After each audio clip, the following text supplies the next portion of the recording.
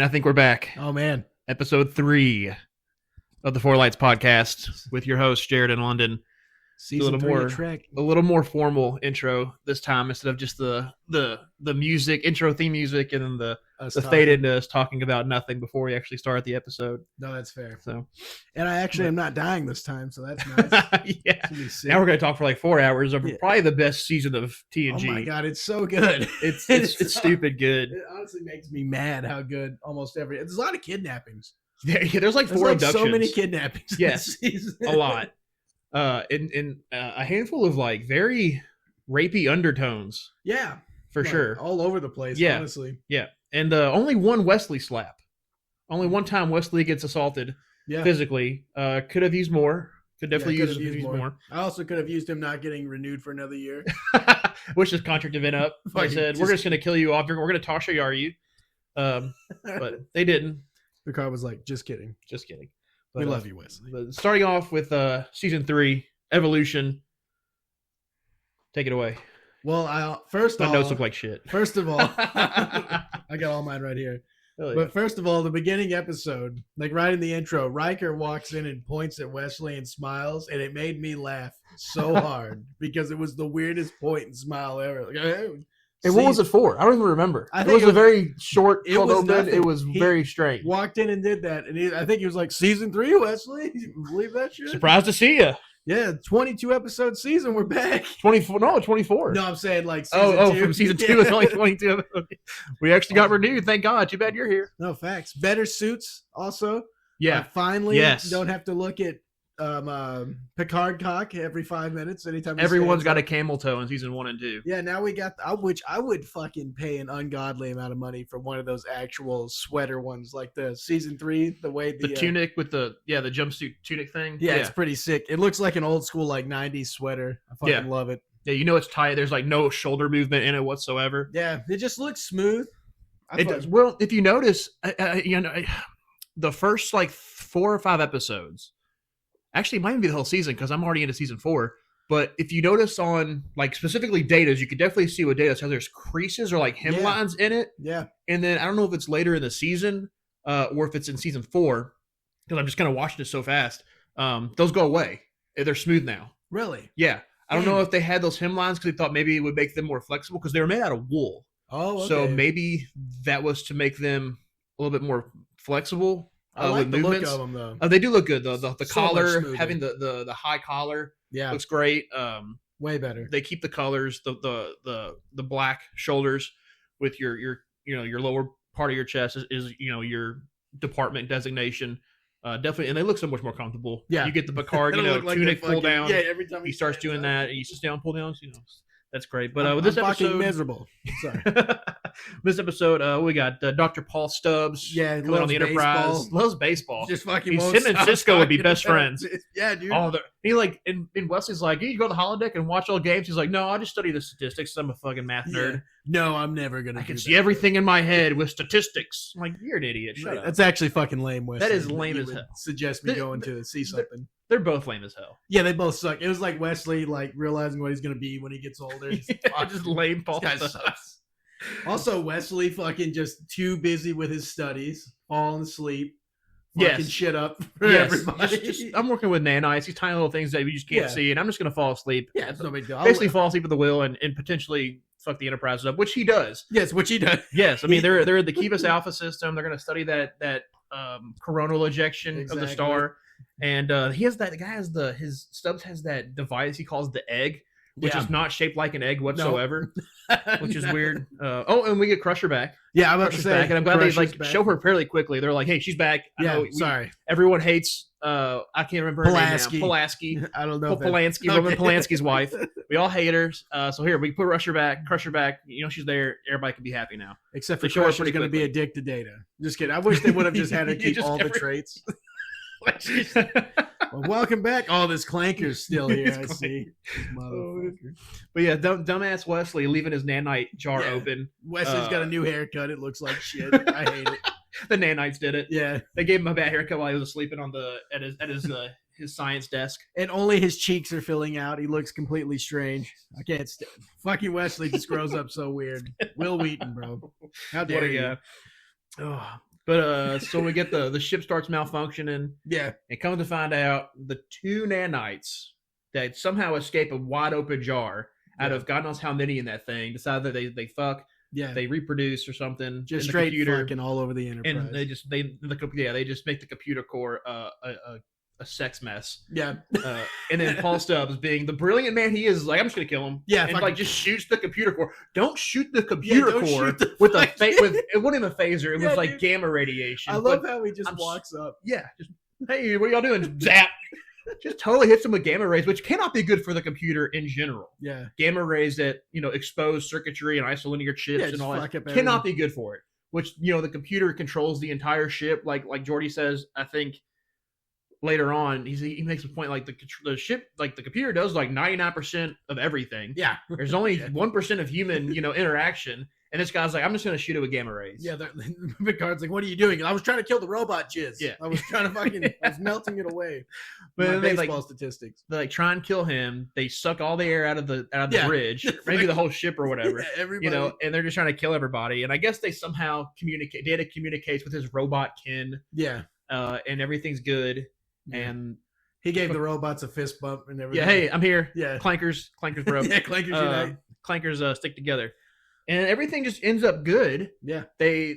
Stubbs gets to launch his egg device, and they do the coronal mass ejection every 196 years. It fucking works. I almost wish it would have failed. He would have been upset and be like, maybe if you hadn't like preemptively tried to kill this new species of robot, maybe you could have actually gotten your shit done. I would have loved to see Picard go, you know what? No. Since you tried to fuck Brig, we're putting your egg device in the trash compactor on deck 17. Put you in the brig. I'm wiping my ass with that trash compactor. So that's what's. Yep. And then Data forms CWA with the nanites. or like their wrestling faction. You said the New World Order is the Clanker World Order. CWO. Sorry, this is ridiculous. But episode 1's a good start. It was a good start, and I think the best thing out of this episode was just Crusher back. Yeah, in the new I was uniform. about to say, and she has Crusher has great hair this whole season. It kind of pisses me off. It does. Her hair in season 1 was just kind of blah. Yeah, it's kind of like. But I mean, it's very 80s. Yeah, kind of plain. They couldn't do too much because it would have looked hard. Swoop. Yeah, the harsh swoop in there. That was like the Rachel haircut before Friends. No, for real. Of the Trek universe. Looks very good. Well, and also when I first watched Star Trek, had a crush on Crusher. Crush on Crusher? So, I mean, it just, you see that haircut. It's like an actual man would have had a crush on Troy, but okay. I don't know. I think an actual man had a crush on Data. Oh, yes, yeah. Oh, he's fully functional. Robot cock. Fully functional. Yeah. Episode 2, though, we get the Ensigns of Command. Data's first mission, bro. Data's first solo mission, because of the planet that has radiation that just kills humans, but there's humans on it, and they won't shut up about their fucking water. They're just so proud. We built an aqueduct. Okay, the Romans did too. Great, dude. Wow. Well, if you look here, it stretches for a lot because people need water. Yeah, it's like okay. Why don't you go settle near the water? It's so impressive. Data fucks up the entire thing with one try. With one phaser. Just one phaser. Also, Data is getting more women. So Data consistently gets more sniz than Geordi, and it's fucking hilarious. Oh yeah, it's so funny. Did they even bring that up in a later episode? Yeah, like twice in this season actually. About Geordi striking out. Yeah. Well, I do like this episode. I love it. The Shellyak are cool. They're a weird like aluminum foil species. Yeah, they look like crumpled up aluminum foil. Love it. And they're all super like to the letter of the law or whatever. They're with the treaty. And also they're being super like unreasonable. Yeah, dude, that's great. I love them. Until Picard's like section dash blah blah blah, and that thing's like fuck. We're gonna arbitrate. We choose arbitrator. We want the Grisellans. Yeah, they're hibernating for like 13 years, so we'll do this when they wake up. They're like, fuck this bald motherfucker. I hate him. But I love that. Also, I love how ominous they look anytime they're on viewer. It looks fucking. You can't tell what's what. It looks like so they stole crazy. a reel from like a horror film or something. You get the black background, all the weird white crystals, and their aluminum foil body. Looks so badass. Awesome. Also, this whole season, great sets. Like when they went down to that planet, when Data went down to that planet, like it looked fucking sick. Tau Signa 5. Yeah, I wrote down. It's sad. I wrote it down even though I knew it off the top of my head. I mean, that's I hate cool, that I though. know all the planets and stuff for the most part. I watch the show way too much. No, honestly, that's helpful though because I'm a fucking idiot. I wrote down like Data gets sniz. Like my notes are like way less. You didn't even bother writing Adrian's name down or Adrian. No, I like that. You'll probably hate me the more and more we do this. Cause I'll be like that one guy, the guy.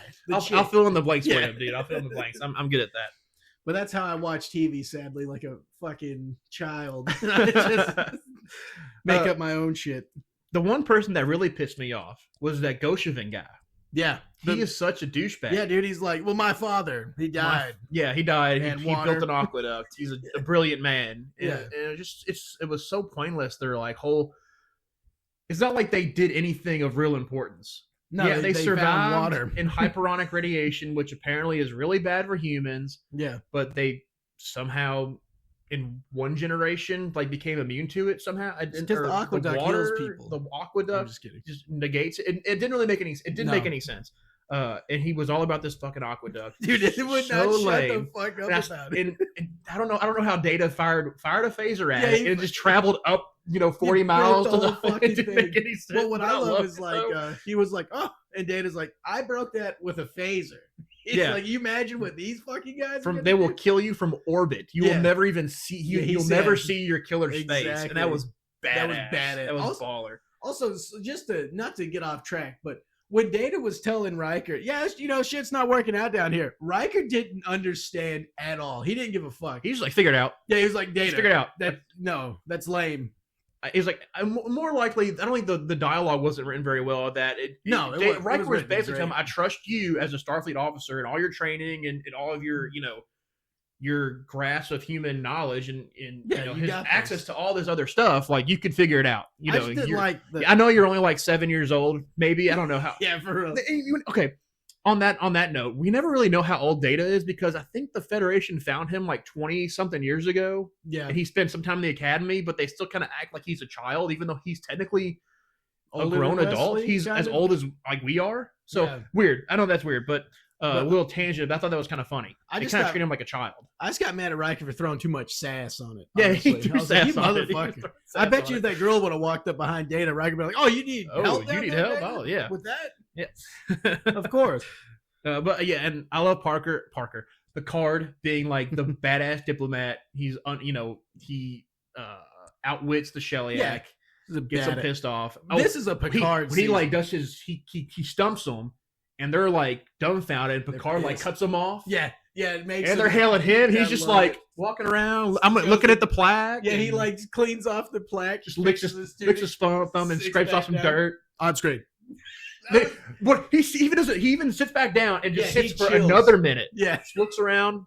That was probably one of my favorite Picard scenes of the entire season. On screen, it was so good, so good. He's over there fucking filing his nails. Yeah, just beep beep beep beep beep beep beep beep. Just the hailing, just sitting there. It'd been funny if he waited way too long and their ship just fucking explodes. Just. Way to prove a point. Damn.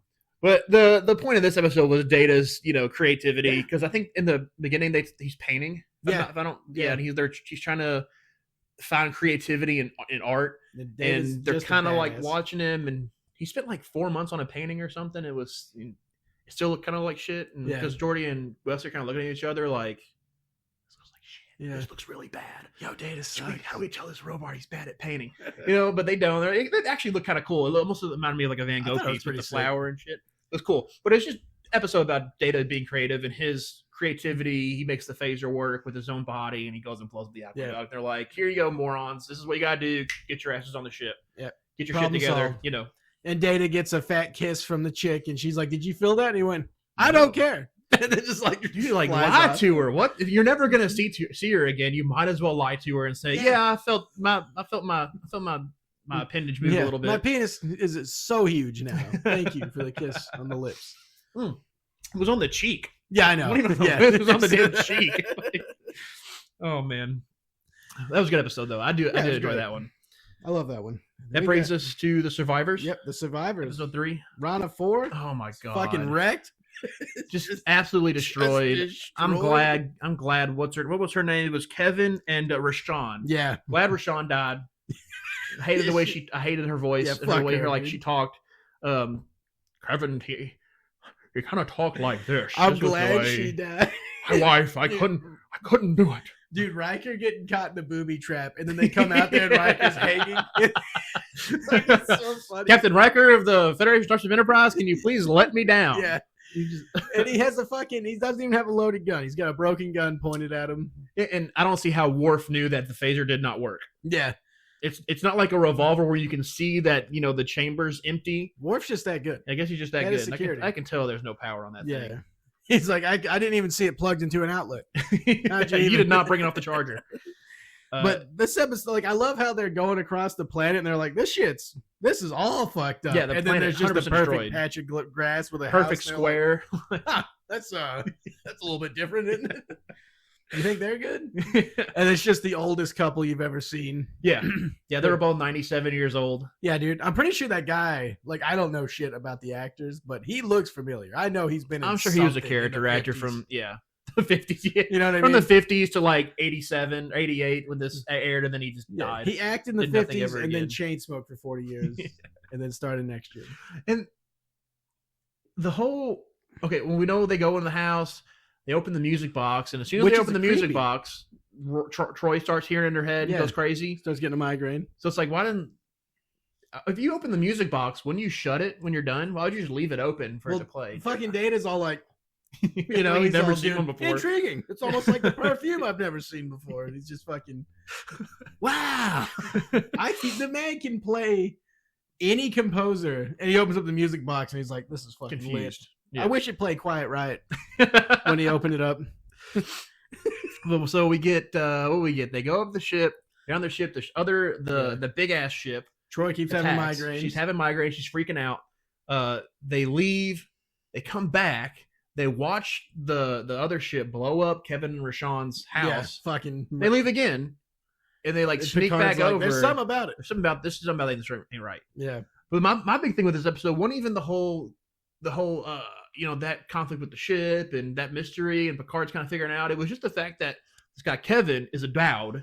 Yeah, he's an alien species. He's eternal. A really dope alien species. They're damn near Q level. Yeah, but corporeal. Yeah, and I don't understand why, if he's all powerful, to the point where when Rashawn dies, he wipes out an entire civilization. He kills 50 billion Kusnok. Yeah, he kills all the Kusnok. But he couldn't have just protected the planet. No, and I think that's what he was so mad about. He was like, I will not kill. And then he eliminated all the couscous. Just fucking took them all out. He's like, we're not doing this anymore.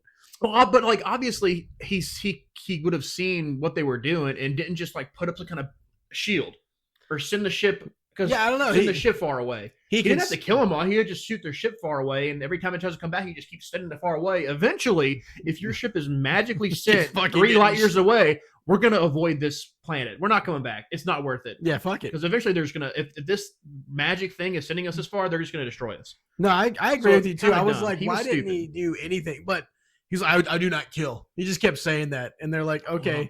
You could have just, like you said, fucking just flick the ship away. Yeah, or put some sort of energy barrier around the planet. Yeah, and saved everybody. Anything. And I don't know why, as an eternal being or a very long-lived being, he's falls in love with Rashawn of all people. Yeah, Rashawn. I mean, I think that's the reason Picard kept coming back. He's like, that Rashawn sniz. He's like, I gotta make sure that she's okay. Yeah, But I'm sure it's still good. I did really like it when he was like, I killed them all, and they're standing there, and he just had to specify. Yeah, they thought he was just the ships that came, and they're like, no, I killed 50 billion people. I killed the whole fucking race, which is so metal that he. It is over one person. Yeah, dude. Well, maybe not over, but probably over the entire colony. But he even said, "When I seen her broken body, I fucking yeah, that was the icing on the death on the genocide Thanos cake. Snapped a whole fucking civilization. Yeah. That's crazy. I thought that was kind of badass, and they just let him live there. Yeah, I mean, what the fuck are they gonna do? He's like, we have no laws to to punish you for your crimes. Oh yeah, we don't. Killed 50 billion people. I think genocide is a war crime, so you probably do have laws. Come on. But what are you gonna do? He's an all power. He's essentially an all powerful being. What are you gonna? Yeah. Just put him in the brig, and he's just gonna walk through a force field, probably. Yeah, he probably could have farted and blew a reactor right out the side of the fucking ship if they tried. Farted, warp core breach. Yeah. Man, dude, But that guy was great that guy was episode, cool. actually. Though it had a stupid ending, like you said, but I feel like a lot of episodes don't miss this season. Like they're just pretty decent. Yeah, there are some. I guess the logical part of my brain is the Federation sent a colony there. Yeah. How did they overlook had to be somewhat of a nearby hostile species? Yeah, didn't anybody like, hey, Federation, we're fucking about to be murdered? Well, I mean, they probably have communication, capabilities, but by the time they get to the Federation, well, because they were responding to a distress call. Yeah. So, but they just kind of didn't have anyone nearby and didn't have any sort of idea that there's the Husnock species. However far, I mean, I'm sure they can't be too far away. You're not going to go 20,000 light years just to blow up one planet.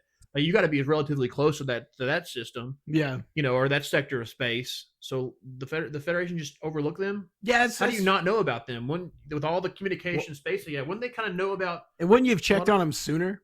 Like just to go see. Yeah. And I mean, if you look at a star chart, the Federation has a lot of fucking space. They own a lot of space.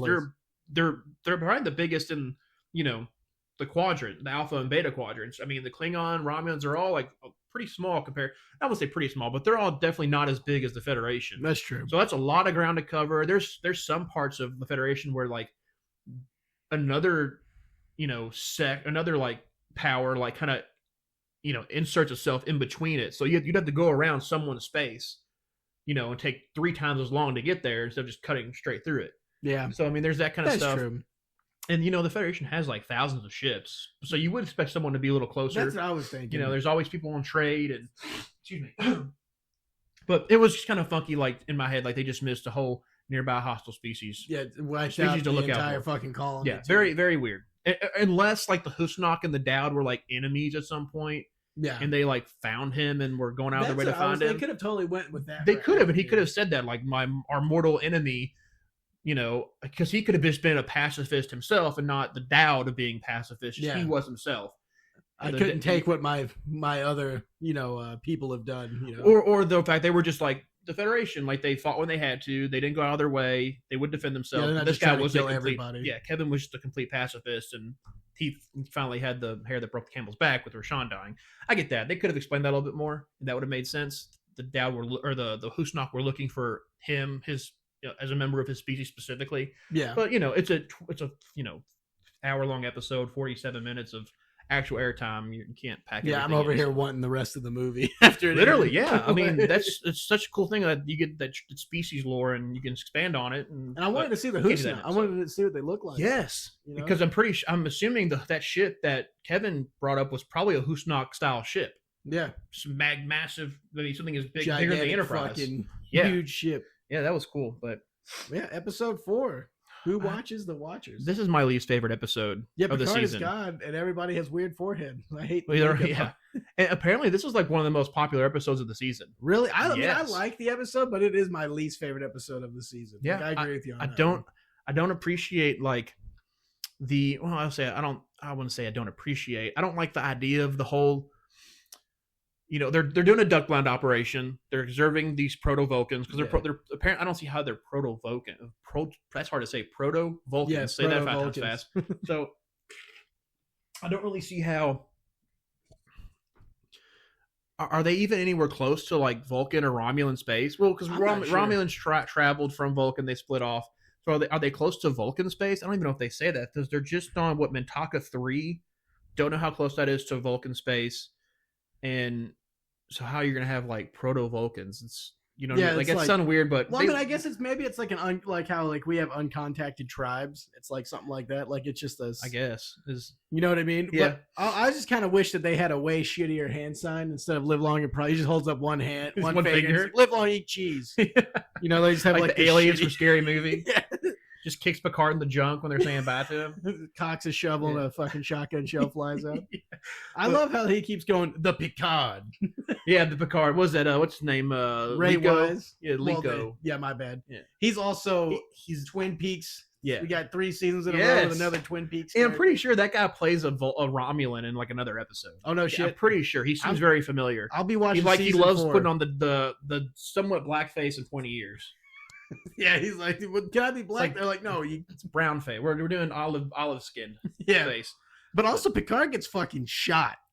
Like he gets and he gets an arrow to the shoulder. It was kind of crazy. The Skyrim equivalent. Yeah, arrow in the knee. Picard gets an arrow in the shoulder. He does intimidating shout, gets them all to calm down. What pissed me off about this episode was they bring the what's her name, Maru or something. Yeah, they bring her on the ship. Yeah, they bring her on the ship, and like Picard's trying to explain to her technology. And she's just not getting it. This is fucking crazy, dude. And I guess that would make sense to like our standpoint if we brought a caveman to our time. You'd think all this shit's magic. You're trying to show TikTok. The fact that we're talking on right now, we talk it to it, and then I can record it, or I can play it back later and hear our voices. Yeah, they might think that's magic. But Picard does a really good job of explaining everything. Yeah, we're mortal. We're not fucking gods. He shows her a person die. Yes. Which is a rough scene. And he literally says, it was too late. We couldn't do anything. She sees him die. And they go back to his ready room, and she was like, do one thing for me. Bring my brother back or whatever. And he's like, you just saw someone die, and we couldn't do anything. How can I bring someone back from the dead? How am I going to do that? They should not have put that in there if when they already showed someone dying. That would have made a perfect sense question for her to ask if she had not just seen someone die. Yeah, it kind of pissed me off. It should have went the reverse. Yeah, it should have been that. And then, because then she did kind of get it. Yeah. Then she finally got it. Another 20 minutes of explaining that it's all technology. It's something that you will develop later, just like your ancestor developed a bow and arrow and discovered fire. Yeah, he said she finally gets it. Yeah, he even told that's where we started, and then now we have this shit. Yeah, I think that was a mismatch of where they put those scenes. They should have put those reversed. I agree. It would have made more sense. It pissed me off. It made me mad. No, I'm like, right you there dumb with bitch. You. I'm fucking right there with you. Like I said, this is my least favorite episode of the season. And also, that death scene was rough. Like, I honestly thought that was pretty brutal. Yeah, the scientist guy is dying. It's fucking terrible. Yeah. And then she just passes, and Picard's like, well, save that for later. Yeah. And then like... I'll put one of my notes on here was just annoying dummies. Yeah, they're just annoying dummies. They're like that Liku guy just did not get it. He was just not getting it. He kept calling him Picard and all this magic shit. He's like, no, there was lightning, and he thought that Picard was mad. Yeah, like, come on, man. You guys are more. I would think you're to the point where in your advancement, you're in like early bronze, or let's say late bronze age. Yeah, you should like almost industrial revolution, and you should be a little bit less. The weather is God. You know what I mean? Everything. It was very weird. It was very weird. He's like, bring my wife back to New Mexico, where we probably filmed this. But yeah, Picard takes the arrow, and they see that he bleeds, so he is mortal and all that stuff, and everything's good, and they somehow leave barely fucking up the Prime Directive. Yeah. Which funny thing though is I hadn't seen this episode in so long. I forgot he actually got shot. Whenever Picard got shot, I was like, oh fuck. And if Marie or whatever her name was had not pushed him a little bit, he would have murked. He would have been dead. Yeah, bro. Lucky it just got him in the shoulder. Yeah, and I mean, of the whole episode though, I did like the guy, the Picard, Ray Wise. I really did. Nuria, that's her name. Nuria. Sorry to interrupt. No, you're fine. I was just saying he was annoying, but I did like seeing him in the show, just because he's like one of my favorite people from Twin Peaks. Yeah, like, it was pretty sick seeing him. But other than that, terrible episode. Not terrible. Not terrible, but like the weakest of the season. Yeah, exactly. For sure. Yeah, I shouldn't say terrible. Maybe at our standards, but because I'm kind of there, but whatever. We'll skip. We're done with that episode. That's. I feel like that's our one-off episode. Yeah, that's like the one that you watch it, get it through it. It's not doesn't stick with you. Yeah, but yeah, the bonding. Episode 5. War fucking architects die. I mean, sorry, archaeologists died. They were building houses. Sorry. And the land was booby trapped. Well, and then he's like, I love how Worf's like, I think I should talk to him. Beverly's like, Worf, dude, you suck at talking. You're scary, bro. You're the last person who needs to talk to this guy. Yeah, let's talk to this orphan. Yeah, dude, he just lost his parents. I need you going in there to talk about Stovacor. He loses his dad. Veckler and shit. So I know Picard's like, I already talked to this kid in what was her name? Marla Astor, Lieutenant Astor. Already had the conversation when his dad died on a away mission. Yeah. And now his mom dies on an away mission. I got to talk to this fucking kid alone. And I hate kids. Yeah. So then Worf wants to do the Rustia. It's a Rustia or something like that. It's the bonding. Yeah. I mean, it's literally what that translates as the bonding with Jeremy, which, God, I hope they have clothes on when they're doing it. That seems very sexual. Yeah, it sounds weird. Very weird. He starts reading the kid poetry. Worf, fucking, what are you doing? In parentheses, I put a child bonding. So very strange. Strange. That his mom's alive. Yeah, and yes, yeah, they go. Well, they go back down to the planet first. Yeah, and they find that the all those little booby traps have been unearthed and deactivated. Yeah, by magic. Apparently, no one went back down there. They're just no one there. has a clue. And then while they're down there, they see that beam of light go up to the Enterprise, and then she's there in the quarters. Yeah, and I guess all kids, no matter what time period, are stupid. Yeah, they're all just dumb. I guess they're dumb. Like, Mom's back. Yeah, Mom. She ain't dead no more. That's how it works. She's reincarnated. Yeah, it's just such a weird, very very strange that the kid wasn't like, what the fuck. I think he just started bowing to the Picard once his wife Mom come back. But come to find out that it's like the remnants, or it's like the last. She's one of the last of her species. They were warring, and she just wanted to try and make it right, but just doesn't understand the human grieving process. And how bad that's gonna fuck up that kid. Yeah. This 10-year-old's gonna get fucked up for life. Like, look, I recreated our house. Yeah, they're just trying to help. Oh my god, they're recreating the house in the. Fucking sad. That was cool though. Yeah, it was sick. The technology, the power, because they made a full house in that. In that little room, that was really cool. Yeah, so they're definitely a cool species. And I thought the kid was like, even though he's playing dumb the entire time, he was a good actor. Like, yeah, he fucking killed it. Yeah, he, wasn't he in RoboCop 2? Dude, I think so. I think he's the kid in RoboCop 2. The fucking evil kid with the submachine gun lunchbox. Same haircut. Dude, I was submachine lunchbox. I was looking at him and I was like, where the fuck do I know this kid from? Like, because at first I was like, is that Paul Walker? You know what I mean? Like, I genuinely like, is that Paul Walker when he was a kid? Like, it just looked like him. Kind of like Paul Walker and Jean-Claude Van Damme. Yeah, dude. Had a child and was this kid. Yeah, that kid's gonna grow up way better than Wesley. Oh yeah, way better. Even as an orphan. Yeah. Well, Worf will teach him how to like murder people with his bare hands. Yeah. And so Jordy's going to teach Wesley how to like come in a sock. Yeah. And then go realign the warp core. Yeah, go realign the warp core. Wesley, are you wearing the sock thing? You're like every other step you take, it's crunchy. Yeah, you've left a trail. The trail of white dust. Oh man. But yeah, that episode was sad and cool. I actually liked it. Yeah, it was kind of a cool Worf episode with him wanting to take charge of this, take like his Bruce Wayne to Dick Grayson, his young ward. I'm also an orphan. Yeah, that's kind of a little insight into Worf as a war, I wouldn't say a war orphan. Worf had a lot of good episodes this season. I think. Yeah, I feel like there was a lot of good Worf. We'll get to a good one later for sure. But that brings us to Booby Trap. I love this episode. I do too. I love it, even though it somewhat pisses me off. Jordy finally gets some. This is what I wrote down. Well, I was just kidding. Yeah, from a hologram. But I'm pretty sure this opened.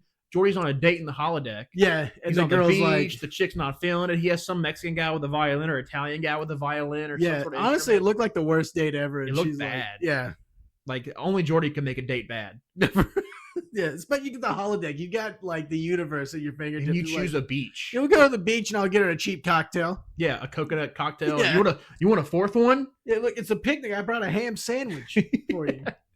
Just totally mismatching like genres of romance, and he definitely deserved to not get cockblocked. He cockblocked himself. Yeah. I like this. This is cool. They do this. So they're doing that survey of the asteroid field where the Minthars and the Promelians had their final decisive battle.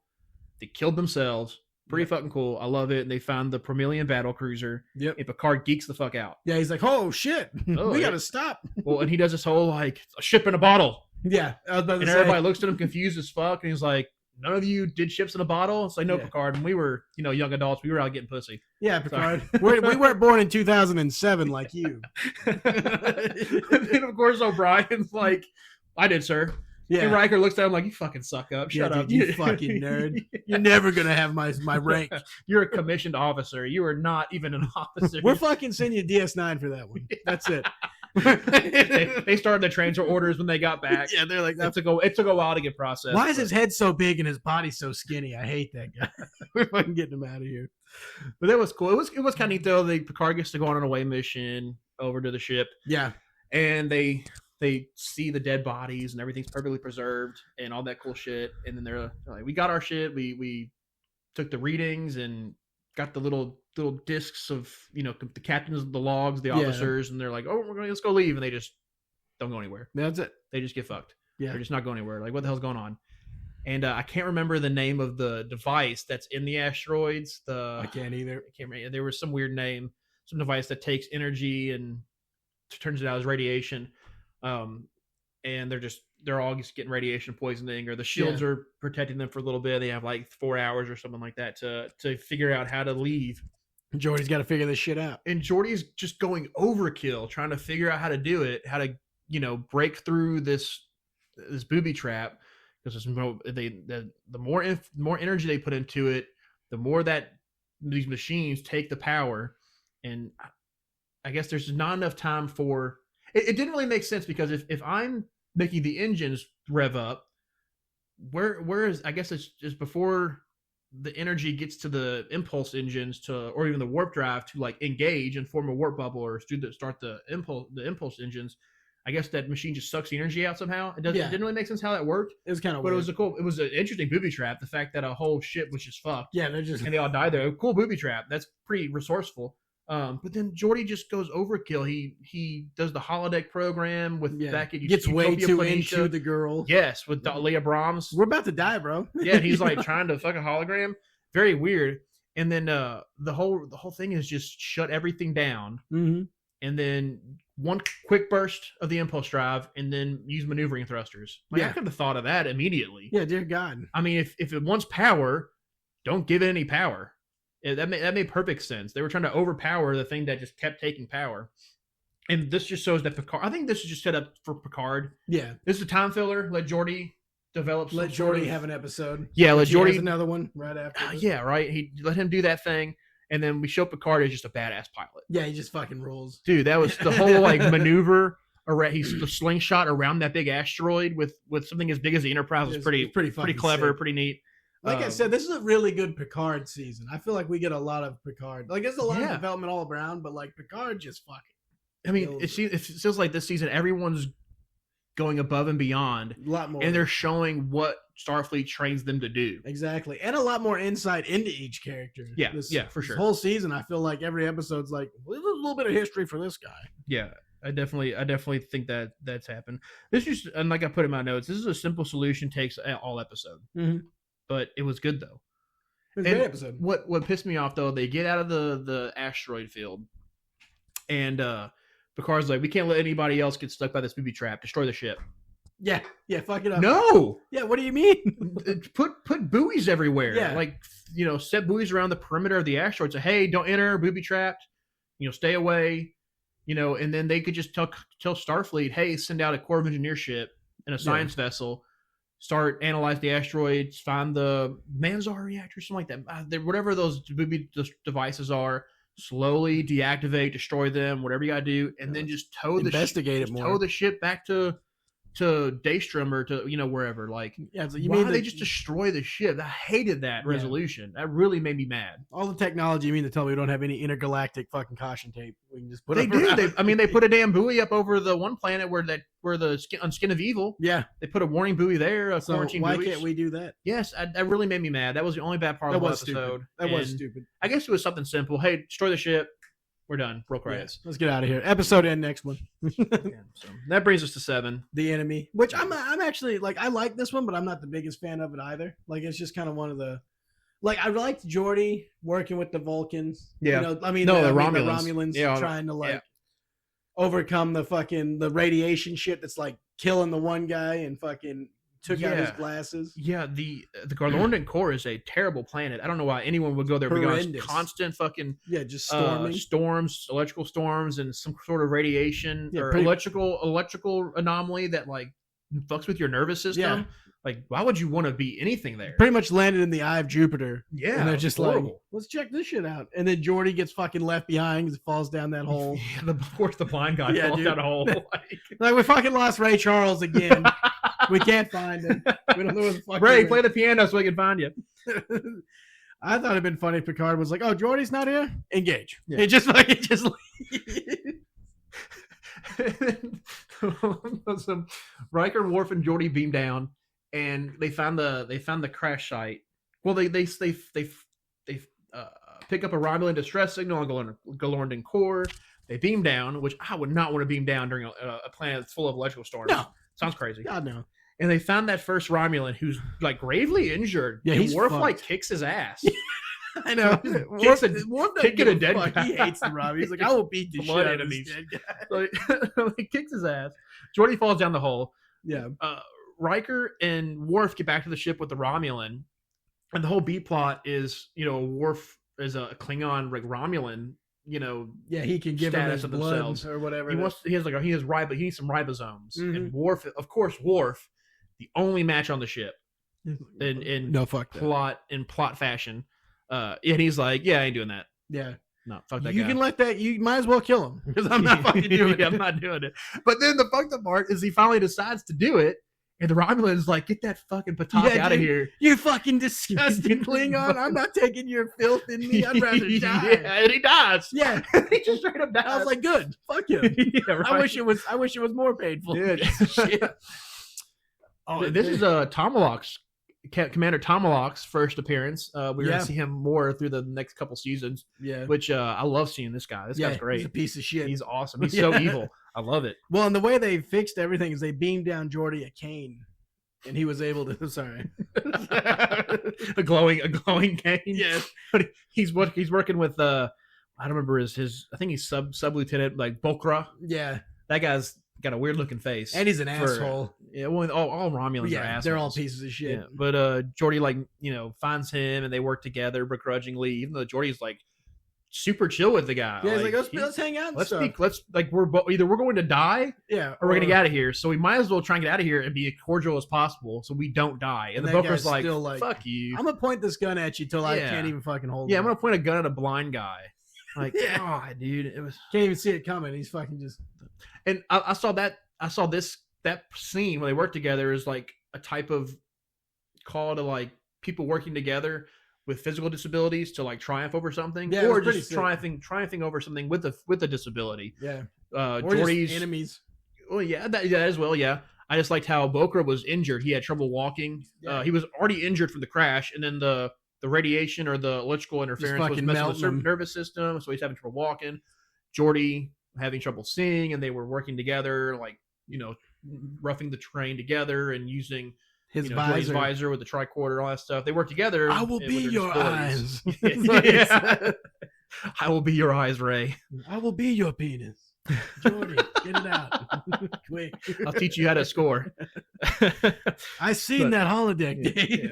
Yeah. But they find the beacon or whatever, and they get back to the Enterprise, and Bokra's like, we work together, we're good. Just feed me back to the ship, and we'll go our separate ways. Whatever. Yeah, we'll call it even. And the episode just kind of ends like everyone's good. Yeah. Only death is the Romulan guy that told Worf to fuck off. I feel like Bokra was like slaughtered instantly when he got back there. You worked with him? You worked with that guy? Are you kidding? Executed immediately. Yeah, we're fucking taken to the cellar. We're wrecking him. There's a cellar on an Internex class warmer. It's like a fucking medieval dungeon. All right. So they build their ships around castles. That'd actually be so fucking cool. I would love that. All right. The price? Yeah, the price. Oh man. Yeah, this one's fucking rough. Okay, if you don't like feet and oil, don't watch this episode. Dude. There's so much oil. Oh my god, Devanani Raw is a weirdo. Yeah, he's like, I'm gonna be slamming Troy and rubbing oil all over her feet. Yeah. What do you think? Every time we're done with the negotiations today, I'm gonna go fuck Troy every time. Good he even brings a chick hotter than Troy. Yeah. I can't remember her name. I don't think she even gave her a name, but she is way hotter than Marina Sirtis. Sorry, Marina, if you're listening. If you ever listen to this, you probably won't. But that chick was way hotter than you in 1989. Yeah, that chick was slamming. I think he was just a foot guy. As soon as he was I guess that chick won about it on that foot. But this is all over a wormhole. Uncomfortable episode. It's uncomfortable, and the Ferengi being Ferengi, and yeah, bro. Like the wormhole fucking sucks. Doesn't even work. It works. It barely works. Yeah. Which just has not to get too far ahead, but my favorite scene in the whole thing is Picard's like, they're about 80 years out. Fucking go find them. Yeah. Ferengis. Fuck you. Have fun. Those guys are fucked. Oh yeah. They're not really, because we see them again in Voyager. Oh, that's true. Remember? Yeah. That's fucking dude. I haven't watched any of this shit in so long. That's nuts. We haven't watched it forever. Let's start a podcast about it. I love it. It's great. Rekindling my love for Star Trek, the podcast. Oh, and of course, one of my notes is Ferengi being Ferengi. Yeah. They poisoned the Federation ambassador. They gave him the flu. just rub that over shit a wormhole. Yeah, they rub that shit on his head. He's like, go touch his face. Yeah, go give him a hand. Go give him a hand job. Yeah, go jack him off. It'll make him sick. He won't enjoy it at all. What I love though is he beams in. He's like, "Where's my? You can get us some chairs." I'm Captain Jean-Luc Picard. He's like, "Yes, the chair. We need a chair." And Picard's like, "You can have my chair." He's like, gets pissed off. Oh man, rightfully so. Fuck that. Yeah.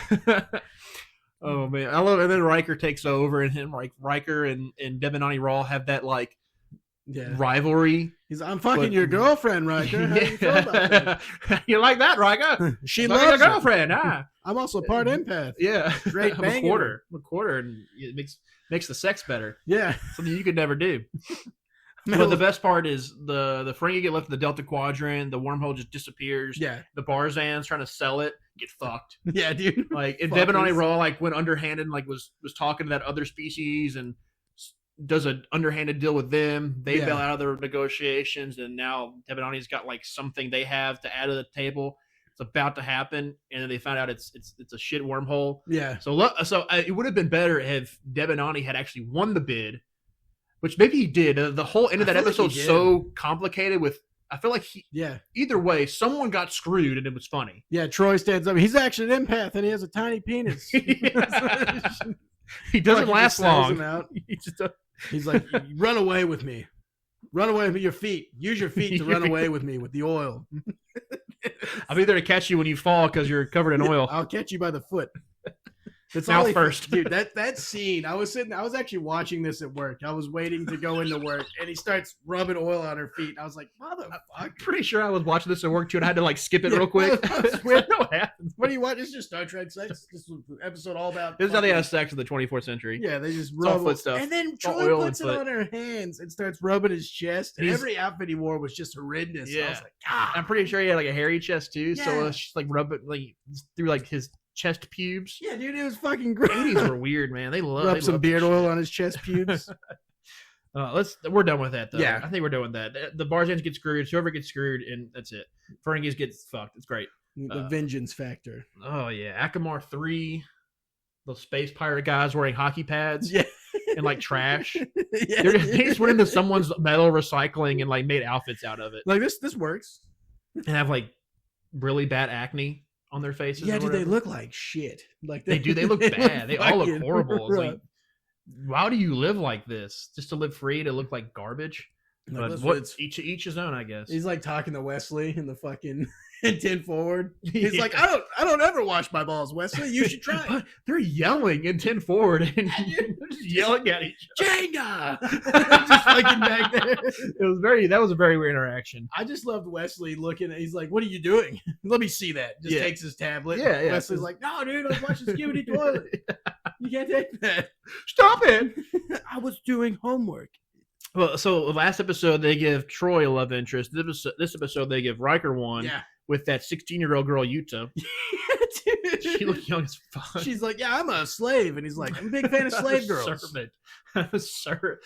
She's definitely like, I'm a servant. They treat me well. Let me try this water. That's what a slave would say. Yeah, just trying her food. Yeah. That's what a slave would do. Yeah, bro. Like, you are the poison. You're making sure you're not dying before you give it to you. Tell me they treat you well. Yeah, she's the chef, and she gets fucking murdered by Riker. Yeah, dude. Like, God, I mean, she's killed a handful of people already too. So I was so upset though. I was like, "Damn it, dude! Slave girl almost made. I've never seen such kindness. You should shoot me.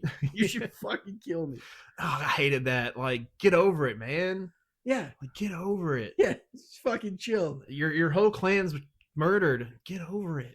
Yeah, dude. We're the. You got Riker dick. Get over it. Yeah, dude. Riker plays the trombone. Yeah, I'll give her a rusty trombone. I'm about to say you can. Get in line. And then one thing that pissed me off too was so she kills that one guy on the planet before they go see like Chorgon's the leader of the gatherers, and Troy's Crusher is looking at the dead guy's body, and she's like, we found a microvirus in his body. And I'm like, viruses are already microscopic. Why do you call it a microvirus? Is it a virus for the viruses? Yeah, it's a virus. That was weird. That phrase really made me. His flu cells have the cold. It's really weird. His flu cells have HIV. But they go see Jorgon, they're arguing or whatever, and Yuta just tries to kill him. I love how the fact she thinks she can beat a phaser. She kind of like throws herself in like a Thriller kind of way, and just Riker vaporizes her. He looks so upset, and of course, to make the he looks so upset, like troubled. And then that guy Jorgon comes behind him. He's like, "I owe you my life. If you want anything, name it." Very hot, and it like hangs on them for a little too long. Yeah, for like 4 or 5 seconds, and like, you could. I mean, you could blow me. You could find someone to replace that piece of poon. Like, I know you got the micro. You like the microvirus. You're like the only person that's double HIV positive, the double positive HIV. And then of course the episode just ends. Like they're there to do a survey mission, and like it ends with them doing a survey mission in now peaceful space. It should have ended with. They just did all that just to do a survey mission. Yeah. I think it should have transitioned him and Riker laying in bed shirtless. They would have fucking just threw a damn wrench covered in oil. Everyone's like, what the fuck's up with the oil in this season? Damn, he blew the budget on oil. Yeah. They had to use it. But did he have something to do with this season? The Defector. The Defector's like, I like this one. Oh yeah. A Romulan hangs out with the crew. Dude, I love the opening scene when Data in the holodeck, dude. Henry the Fifth. That shit was sick. So cool. It was so fun. And the one guy that has to be Picard. It is. Okay. Yeah, Picard was playing one of the holodeck actors. I can't remember his name. And then I looked it up when I was doing my notes for this, and I confirmed. Obviously, it's obvious to that's Picard. The nose and like the way he speaks. Definitely, because Picard was a theater actor before TV, so that makes sense. But the other guy, I remember his like Bates or something like that is the character in Henry V. I thought that was Riker, and I thought maybe I agree, but it wasn't. It was another guy, another actor, Simon A. Tingleman or something like that. I looked it up and just trying to remember it, but I always thought that was Riker, and I thought that was kind of neat. They put Riker and Picard in a holodeck scene as whole other characters that you really don't know it's them. Yeah, it's just kind of there. And Data's there. Professor move. Yeah. And then you see Picard like, kind of mouthing the words as Data's saying them. Yeah. And like cheering Data on. It's fucking sick. And like I thought that Picard just happened to walk in and just saw it and was kind of like going with it, but apparently Picard is like coaching Data. Yeah, in acting that essentially. Yeah. And Picard's like, well done, Data. And like the guy is like his Picard counterpart that's in makeup is like, who the hell is that? Is gonna like attack Picard. It's like they didn't program the holodeck to like have everything ignore Picard. Just scared to death. It was very weird. Computer freeze program. He's like, first of Picard's all, about to get impaled who the fuck's for the halberd. Yeah. Well, also I love Data's like Boy Meets World haircut. It's like fucking it looks like he's going after Topanga or something. Yeah. His bowl cut's terrible. It's fucking great. God. But yeah, then we get to meet a traitor Romulan. Keeps just eyeing a cyanide tablet the whole episode. He's like, I should probably kill myself. Yeah, Sokol? Yeah. Seatol. Some commander Seatol, and you find out he's actually a freaking admiral. Yeah. Or what is he? He's Admiral Jarok. And he has a very noble cause. He's trying to stop. Like they fucked him over, gave him false info. Like, but test his loyalty. That's such bullshit, though. If he's already an admiral, he's worked his way up from nothing to an admiral. Obviously, he's loyal. That's a Romulan thing to do, though. Dude, they're horrible. They're pieces. That's very much shit. the Tal Shiar thing to do. They're fucking terrible. Well, and also like literally didn't want not only like his own kinsman to die, cared enough about other people in a war. Like did it all for his daughter that he'll never get to see again. Yeah, can't have a Romulan L again. He made that very clear. Yeah, he can't Romulan L or see the fire. His what's like a lake or something. Yeah, the lake. He couldn't see a lake or in his home. Pretty much like province. a lake of fire. Essentially, is what it sounded like. Yeah. He's like, no Romulan Pilsners around here. Yeah. So what's there's the what is the Nelvana 3 is the disputed planet that they think they're making there's like a whole fucking supposed base to be a prepping for war. Yeah, and Picard's so cool with this because he like kind of sees some trouble, so he tells there's that hell coming through from the Klingon High Command or the Klingon ship, whatever. He's like, Worf, take care of it, like in somewhere else. Get us some homies. Yeah, and you don't know that at first. You're just thinking it's just some one-off dialogue where it's like I'm too busy for this.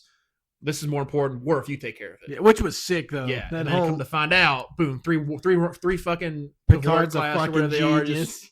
He's like, you want to go now? Yeah. You want to go now, motherfucker? Step up! I've got Earl Grey. Yeah. I will fuck you up. Got Earl Grey and blood wine. We're gonna fuck you. Yeah, up. dude. Fuck up your Romulan ale. They were eating worms 5 minutes ago. You want to fuck with these guys? It's better if they're alive.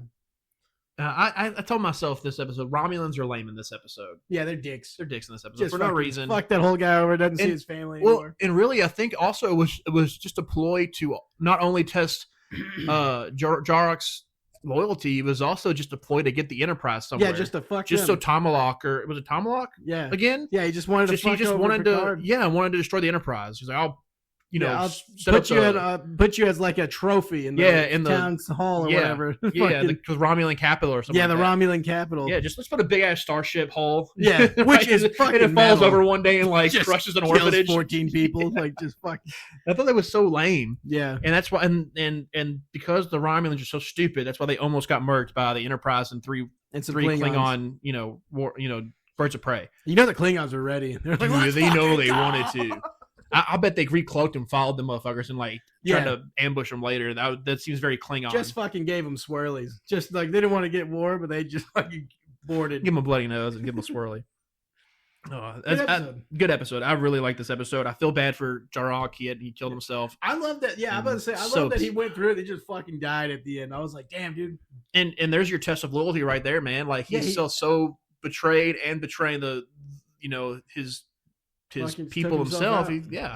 Like there's your test of loyalty, and now you're not going to have that guy again because you did your stupid plan to lure the Enterprise. Daughter will never know him. He said some sad shit. Yeah, and imagine and that's how you and that's the Romulans part. That's how they breed distant is because if somehow that gets leaked, he had that letter for his daughter. Yeah, what if he put some shit in there about it, and his daughter's going to read that and be like, so the people that my government, which happens in real life. My government setting my father up. Yeah. He offed himself. Was going to and had an honorable cause of making sure nobody died. Yeah. And they killed it, and they basically set him up to kill himself. Yeah. Fuck this government. Bunch of dicks. Guess what? There's a resistance somewhere. I'm joining it. Boom. You just screwed yourself later on down the road. Yeah, bro. If that becomes a thing. But Romulans are bred. Like that's part of their DNA is to be conniving and just that way. So shit. maybe she'd hate her own father, but from our standpoint, that just breeds dissent. Yeah. And the Romulans are stupid. And Picard says something good that it sucks that he died, but this was a start that maybe more people like him will come forward and further want peace over relationships with them. So that was cool. Sad as fuck. Pretty cool. Yeah. And this is a great episode. Then we get into kind of a not so good episode. Yeah, The Hunted. Only thing that caught my eye is the fact that James Cromwell's in this. He's like their prime minister. Yeah, and that's Zefram Cochrane, and he's been in other Star Trek roles. And that was the only thing that caught my eye. Also danced in Babe. yeah. This is just a Veterans Affairs episode. Yeah, it's pretty much they're like, we have these sleeper cells that we fucked all up, and we don't want to help them. Yeah, we have these super soldiers, and now we're just gonna lock them up. I did like that Picard at the end was like, "Y'all figure it out. See you later." Yeah, peace. He's like, once you get this shit squared away, then call us because they want to join the Federation. Yeah, exactly. And they're like, "Nah, sorry, you got a bunch of super soldiers you're mistreating because y'all just didn't bother taking the time to reverse their genetic engineering or their brainwashing stuff. You just lock them away somewhere. So here they are. They're ready to kill you. So we'll let you guys deal with that. If you're still alive and whenever you're done with it, just hit us up. We'll let you join the Federation." No, for real. That was sick. They were mad. They're like, "Picard, help us!" And he's like, "No, fuck you." Yeah, Picard. No, I got some tea waiting for me. I'm not. I got some Earl Grey brewing in the replicator. Yeah, he's like, "Well, this would kind of fuck up the Prime Directive, guys." Yeah, that can't be. Yeah, this was kind of a lame episode. Rogar Danar was kind of a badass. Very Jason Bourne. Almost fucking took out the whole ship. Dude, just didn't give a fuck. Dude, just the whole escape scene where he's into the freighter and then launches the escape pod and then bounces the escape pod off the shields. Yeah, and dude. Now beats himself on board through the shields. Breaks the transporter beam. Didn't give a fuck. Just went on the Enterprise. Fuck shit. Overloading phasers everywhere. Yeah, fights dude. Worf. Yeah, dude. Yeah, actually fights Worf. That whole thing was badass. That guy was cool. He was the Jason Bourne of the next gen. Oh yeah. That's such a short episode to talk about, really. Yeah, honestly, I don't have much else to say. Most of the time is spent trying to get Danar, his communication with Troy, and Troy kind of figuring some stuff out with him. Mm-hmm. And I think he explains that training that he got, and she discovers that, and then she goes to Picard, and then he lets them deal with it. Yeah. So that's just kind of I liked that as a Veterans Affair episode. I think people today should watch that, and they can see that we got to treat these people died for us, did a lot of bad things. Yeah. So we shouldn't be treating them like shit. We shouldn't should be spitting on. Yeah, VA, pay attention, VA. Yeah. That's the way I see the episode, and that's a good episode. And then we got the high ground. Another fucking kidnapping. Another kidnapping, and so last episode we have a veterans issue, PTSD and all that stuff. It was psychological. This episode's psychological too. Yeah, it's just Crusher getting Stockholm syndrome. Yeah, I was about to say, I even wrote that down. Crusher gets Stockholm syndrome. He's like, listen, I know I killed some people, but check out these drawings of you. Check out these drawings. I'm drawing you. It's just only pictures of vaginas. It's Rule 34. She's like, what? His deviant heart. What were you doing? Yeah, he just has Crusher dressed like she's in a furry costume. I didn't really like this episode because I didn't either. It pissed me off. Well, you come into it and you don't know who's in the right. Yeah, you're such an outsider. You don't know if the police folks are in the right, or if our guy whose name I didn't even bother writing down because he was so I didn't care about him. I did not like him. Yeah, I didn't like him. Is he right? Because we don't have any sort of information whether or not their people are being legitimately mistreated. Yeah, I know there was their warring faction. They took them over, but they could be being treated just fine. They're living their lives. They have freedoms or whatever, and they're just like, oh, you're streaking your hair is different than my gray streak in my hair. Yeah, I can't have you in my city. I need you to get the fuck out. Yeah, it was kind of lame. And also they do a mall bombing, go on the Enterprise, fucking kill 2 of the officers, put a bomb on the fucking warp core. Fuck those guys. Yeah, and all because the Enterprise was bringing medical equipment and aid. He's like, what the fuck? We can't have that. I did not like that. And their base, they were killing themselves with their transporting. Yeah, it was like an interdimensional transporting thing. It was fucking with their DNA. And they're literally in a rock. There's no entrance to it. They're just fucking in there. Yeah. That was actually kind of cool. That was kind of neat. But I did like the them invading their base. That shit was sick. Yeah. Worf was like, let me fucking at him, dude. They got the captain not having because he almost got him. And then Picard. I love that Picard. As soon as he seen that guy, fucking right hook, just took him down. Yeah, that was good. Tackled him on screen. One of my favorite quotes was from Data when he was talking about his terror. There's been historical context for terrorism actually works. Yeah. And he mentioned the Irish unification of 2024. Yeah. And that was a big thing last year. Was everybody like, close to it? We're the Irish. What are we doing here, guys? We're going to do it? We're going to make it true? Are we doing Star Trek shit? We're doing Star Trek shit? They should have done it. They should have done it. And I didn't even know that this episode was not aired in the UK. Oh. It was. I think they skipped this one during this season, and then it was edited and released in 96 finally. I guess they probably cut out some of that dialogue Data had about crazy. that, especially the Irish unification. I did not know that. Yeah, and then it finally got an actual unedited airing over there in, I guess, Ireland and UK in 2006. Jesus. Yeah, it took that long because they're censored over there. Whatever. Yeah. But that was kind of neat. That was kind of neat little trivia I read somewhere. Yeah, no idea. But what did I write down? There's a lot of ideas of terrorism, martyrdom. Even the police lady was like, "Oh, he could just be if we kill him. Yeah, he could just be a martyr." A martyr. I hate that they got mad that she killed him. Yeah, fuck that guy. Yeah, I needed more information as to what happened in their history so I could make a decision whether or not who's in the right or wrong. No, I agree. Because the Enterprise is taking a position with the police state, I guess, people, the military, the police, because they have to, because the other side took Beverly and later Picard, so they kind of have to take that position. But had we known more, we could have seen whether or not who was right, who was wrong. I don't like being out of No, this is one of those episodes should have been a movie. Like we were talking about that one. We needed 30 more minutes or a 2-parter or something like that. Or we could have just gotten more exposition about the history of the planet and the conquest or the skirmish or whatever what happened where the one party took over the other party's territory, and now they're whether or not they're second class citizens, if they're equal, if they're just butthurt people that they're mad they got taken over. You know what I mean? Like, no, I agree. Because to me, it's very like Bajoran Cardassian, where we know that future, or we know what happened there, so we know why the Bajorans are doing what they're doing. Exactly. It makes sense. We didn't get that this episode, so like, kind of. And also, Chris, like one of the first times Crusher pissed me off. I was like, bro, this guy's. What do you mean? He's actually not there. You drew a picture of me. It's pretty cool. Yeah, well, she's a doctor though, so she has that. Yeah, she has a Hippocratic oath, like she is, to do no harm and to, offer aid when needed, and they needed it. Yeah, so that's her doctorness taking over. So maybe not fully Stockholm syndrome. I think her being a doctor changed her perspective of what was happening, possibly. But I think this was supposed to be a take on Stockholm syndrome. I agree. So, but then we get a better episode. Yeah, we get a great episode. One of my favorite episodes. Probably the second best episode in the season, Deja Q. I love Deja. I love John Delancey so much. I wrote down unwarranted Q ass cheek. We got a whole ass cheek in Q.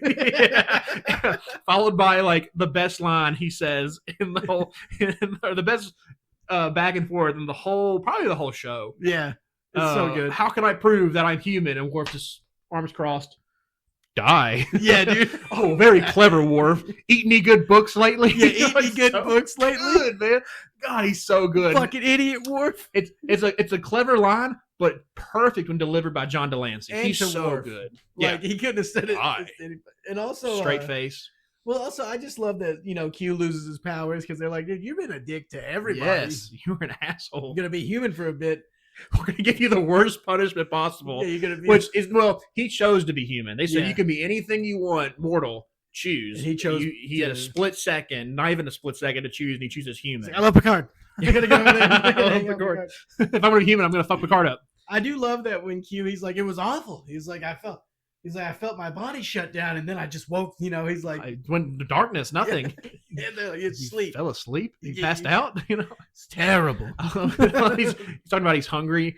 He's like, what do you eat when you're feeling sad or whatever? And he's right. But Data's like, I don't feel sad. Sundays. Yeah, I never feel sad. 10 chocolate Sundays. I will have 10. I love when the crew comes back with the 10 chocolate Sundays. I'm not hungry anymore. Yeah, and they look so pissed. They're like.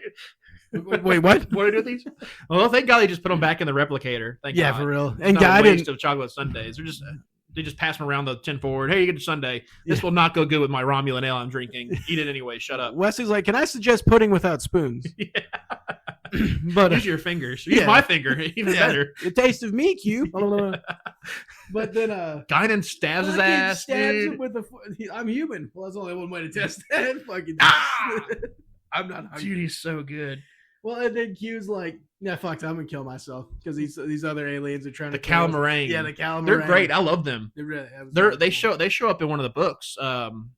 In the which novel is it? Because I read about them because they there's a it's not is it Destiny? It might be the Destiny series, or it's one Picard centric book where.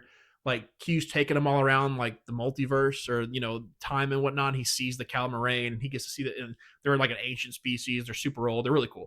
But I thought that was a neat. Someone wrote the books later. I was like, I'm gonna take this species in this random episode and like kind of add them into this. Flesh them out. Yeah, it's really cool. But in the best part, like this is a B plot.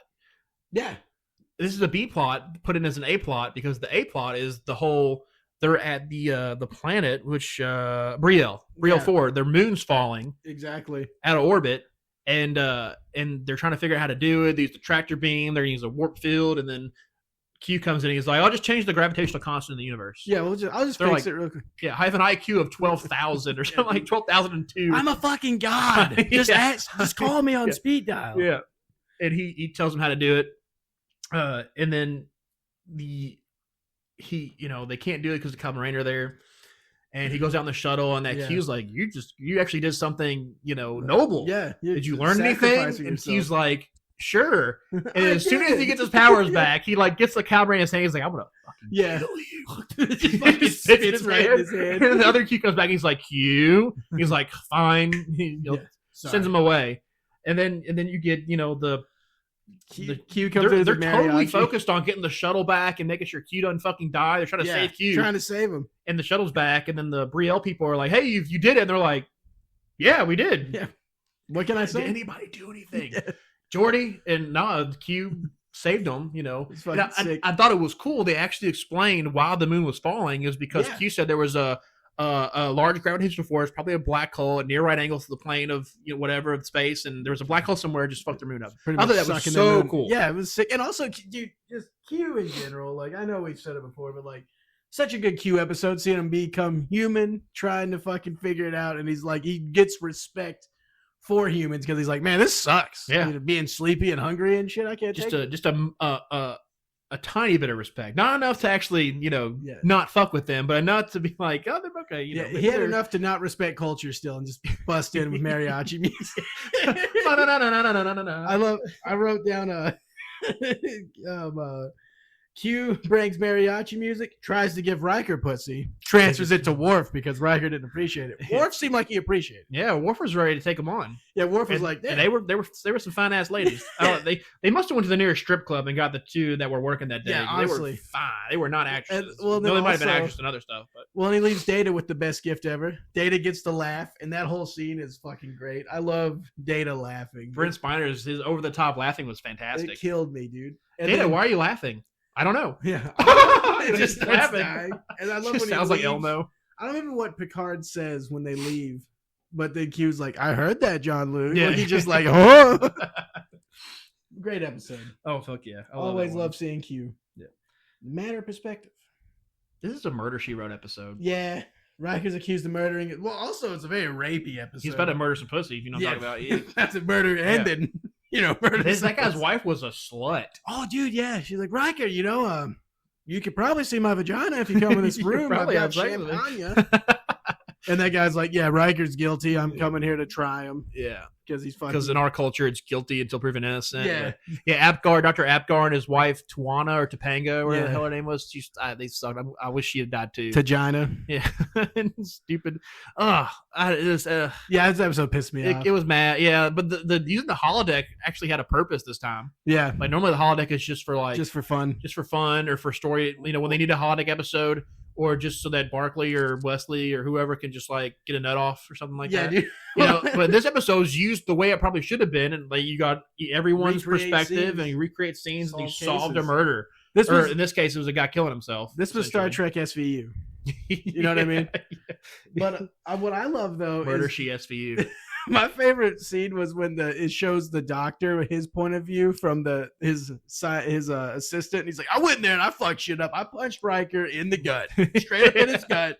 Fucking laid him out. Came out here, tried to have sex with you, my sister. Well, and of course, Riker's perspective is he kicks the guy's ass, beats him down, and then his wife's Topanga's viewpoint is he just beats the shit out of Riker. Yeah, he beats his ass. He's like, I'll kill you. I'll get you for this Apgar or whatever. I'll kill you, whatever. Yeah, I'll fucking fight you. So womanly, over dramatic. Yeah, and the comes to find out. The guy's Krieger waves are like working, and he didn't want to tell anybody. Yeah, because he was going to sell it off to probably the highest bidder. You're not going to get any profit from the Federation. They don't have money. Took the Ferengi route. Yeah, very, very much so. And then he killed himself because he, I guess, wasn't smart enough to know you probably shouldn't bounce some sort of beam off a transporter beam. Yeah, and reflect it back to the generator, the receiver, whatever, and just blew the station up. Well, I mean, which of course the station is just like every other Star Trek station. Like in Wrath of Khan or, all the small little star bases, those ones you're talking about? Yeah. It's just that one again. All the star bases look alike, yeah, which is funny. They just didn't bother designing another one. Well, to be honest, I walk in on my Rife trying to throw sniz at fucking Riker type, get my ass kicked. I'm going to walk out, kill myself. I'm taking everyone out. Burn the whole fucking building down, killing myself. Either going to set the station on an intercept course with the collision course with the Enterprise, or I'm going to crash it on the city, just kill the whole city below me. Either way, I'm blowing shit up and jacking off. That's just how this is going. I'm fucking hurt. Dude, the episode ends. Riker's innocent, and like that chick's just like a widow now because her husband's a dumbass. Yeah, what funny. She deserves. She deserves Fuck it. Her. I hope she gets back. She's like, I have no money. Their house was on the station, so now she's homeless on the planet. She probably started throwing sniz at that investigator on the way over. Yeah, or even her husband's assistant. Yeah, she's gonna play it. Well, yeah, but then one of my favorite episodes, the best episode of the season, honestly. So I don't count the best of both worlds as like part of the season. We'll get to that though. I'll tell you. We'll get to that. But this is probably best episode of the season. So this one, okay, I'm just gonna say it now. This is my second. The next one's my favorite episode of the whole season, personally. Oh, okay. I always love that one. Yeah. But yesterday's Enterprise is we got Yar back. Yar's back a little bit. We get the Lost era of Trek thrown in. Yeah, dude. We get Shooter McGavin as a fucking captain. Lieutenant. He's a lieutenant. Yeah, he's a lieutenant. He's just some peon. Yeah, because Rachel Garrett's the captain. Yeah, that's true. And she gets fucking dead. Dude, she gets fucking shrapnel through the forehead. Dude, yes. When she fell, I was like, that was pretty dramatic. They roll her over. I was, oh my gosh. And Shooter McGavin's. You ever seen a golfer with an arm growing out of his ass? Is what he's trying to ask her while she's dead. But I love this though. This plays great into that Lost era of Trek, where there's not a lot, the only source material we really have for our books, and some stuff from the TOS movies with the Undiscovered Country, and there's the whole Klingon. This was the Romulans were attacking Narendra 3. Mm-hmm. Narendra 3 was a Klingon settlement or whatever, and here comes the Enterprise C to the rescue. Yeah, they get fucking just absolutely yes. 3 Klingon warbirds are fucking everything up. Enterprise C comes in, just totally sacrifices themselves, and that's what sets up. Enterprise C was a sick ship too. It was definitely a good ship, very well designed ship. And I love seeing the like you said, the TOS. I love the yes, it was like the movie uniforms. Yeah. It was fucking slightly altercation. They didn't have like the turtleneck. Yeah, it was just straight neck, which looks weird. Yeah, but I love that. It reminds me of the scene in I can't remember which. I think it might be Wrath of Khan or maybe Search for Spock. I can't remember, but where like the reporters are in there. No, that's Generations. That's my bad. Yeah, that's where they're doing the Enterprise B. Yeah, Excelsior. Yeah. Yeah, so we get, the sacrifice to Enterprise C pretty much sets up what the Kinnemore Accords, or peace talks and ally talks, makes the neutral zone. Yeah, and shit. And when the Enterprise C comes back through that rift, which I love how enough plasma and photon torpedo explosions in one area can create a temporal rift. Yeah, that's pretty fucking cool. It was badass. They come through and then everything switches over. Yeah, and I love the fucking military Enterprise. Yeah. Like all the everything's dark, and Picard's so serious. Like, dude, oh my god, everyone's wearing like battle belts with everybody's carrying on phasers and knives and shit. Yeah, dude, Riker and Picard almost like mirror universe. Yeah, it was sick. Yeah, Riker and Picard are arguing, like they're just like not agreeing on shit. It's pretty cool to see. Yeah, and I found it weird that Guinan was still there, but I guess she has to be there for the plot. Yeah, because she's like, it wouldn't make sense. Like, well, no, yeah, it kind of does. You know what I mean? Like, she's there for the plot, but it is like, why is Guinan there? Yeah. And why does she know Tasha's not? Well, remember, she's an Elorian, and they're a weird species. She's old as fuck. They're listeners. They have this weird, like, intuition. Yeah. So she knows this ain't right. Something's weird. She can't put her finger on it. She knows this ain't right, especially when she sees Tasha. Yeah. She, like, doesn't recognize her, but, like, she knows her, but she doesn't recognize her, which is neat, because obviously in this timeline, everything would have already... Even though we come to that point in the timeline, to their perspective, everything had already happened. Yeah, Tasha's so Guinan would have known Tasha when she first came on the ship. Exactly. Would have probably gotten to know her at some point. But I love the fact that Guinan knows her, but doesn't recognize her. She's like, Tasha, or she's like, Guinan, is something wrong? And she's like, no, Tasha, everything's fine. You want a drink or whatever? And I thought that was so cool. I think that goes into Whoopi Goldberg's like acting ability. Yeah. Because I love old Whoopi. I think we talked about that last episode. I think we love old Whoopi. We don't like new Whoopi, unfortunately. Sorry, Whoopi. We loved you back then. She was so good. I love her like talking with Captain Picard, and even in this timeline, Picard knows her, and she's like, I trust this woman. Yeah, he totally trusts. I inexplicably trust whatever intuition this woman has, because 99.9% of the time she's gonna be right. Yeah. And they fix up the Enterprise C, and Tasha has to stay, and with Castillo, Lieutenant Castillo. Yep. And they get the ship back in there. They're fighting the warbirds off, the Klingons, sick. Or the birds of prey. Yeah, dude, such a cool. Well, also Riker gets killed. Like, he takes an explosion. Bro, his and gets fucking neck gets cut. Slashed. Yeah. That was another one when they rolled over. I was like, bro, Star Trek's fucking doing some crazy shit. And I love that fact too, that like had the Enterprise C not, had their sacrifice. Picard's Picard's even telling Guinan, I believe, he's like, the war's not going good for us. Yeah, they're saying they that like 6 months. Yeah, they're losing people. They don't have enough ships. Like, everything's fucked. Like, I mean, even when they're trying to get that ship ready, they're just getting fucking jacked by everybody. Yeah, they're just getting shot at. Yeah, three birds. I keep wanting to say bird. Yeah, birds of prey. Yeah, I keep wanting to say warbirds. 3 birds of prey, and they were probably. I mean, they were probably like, because there's 2 types of birds of prey. There's your smaller one. There's like your cavort. And they were probably the larger of the two. And like 3-on-1 is not good even for the Enterprise. So they were definitely getting fucked up. And had they not sent them back in time, I don't think those two ships would have beaten those 3 warbirds or birds of prey. No, I don't think they would have beaten them. No chance. They're getting fucking. So they like had to go in there. And then we're back to normal. And then Guinan walks in, when everything's together, back to the prime timeline. And she's like, "Tell me about Tasha Yar." Yeah, asked Geordi about her. Yeah, asked Geordi about her at the bar. Well, she could have probably got a better perspective from Data. Just kidding. But oh yeah. Also, I liked when they were. This is kind of like a throwaway thing, but like when they were at the 10 forward in the military Enterprise, you know, and she walks up and she says some FKPs or something like that. What was that the food called? Because they have to put all their power towards. They were just like military rations. Yeah, it was field rations. Field rations, basically. But it was just funny because it was like, oh well, where's my chocolate sundae? You only get fucking military rations. If we're gonna flirt, we gotta have a chocolate sundae with no spoons. Yeah, come on. With no spoons. He's like, I'm gonna be pounding that sniz as Castillo shooting McGavin. I need a chocolate sundae. He's just hitting it from the back and he's doing the finger guns the whole time. Pow! Boom! Also, take that, Happy. Yar had like the hardest part ever. Just fucking like her hair was like extra military. A lot of gel. Bro, a lot of gel. Bro, she probably showered for 4 weeks and still had gel in her hair after that filming. It's fucking insane. This episode was cool though. This was the first episode that was a submission. Oh, like a fan submission? Yeah, dude. Well, not a fan submission, but a like non, like. I guess you could say anyone that wasn't like a writer on staff. Got you. And they were allowing scripts to be submitted, and not the specific script. The idea behind the script with the Enterprise C and some time travel stuff was part of it. One of the writers was like, "There's some good stuff in this, some really bad stuff." They took all the good stuff and came back and made this. But it was neat that the premise was by a non, but not an on-staff writer. Yeah, essentially. I thought that was pretty cool. And also, is this? Correct me if I'm wrong, but Gene Roddenberry's dead by this season. I think so. I thought he died in season 3, but I can't remember. I don't want to piss off any. Maybe it was season 4 because there's one episode I think where they say like for Gene or something like that. Oh, okay, got you. They talk about that. I'm pretty sure. Quick Google search and people could tell us whether or not we're wrong or idiots. Yell at us. Yeah. But yeah. We're coming up on Gene's passing. I think he died in 90, maybe late 89, 90. So we're close.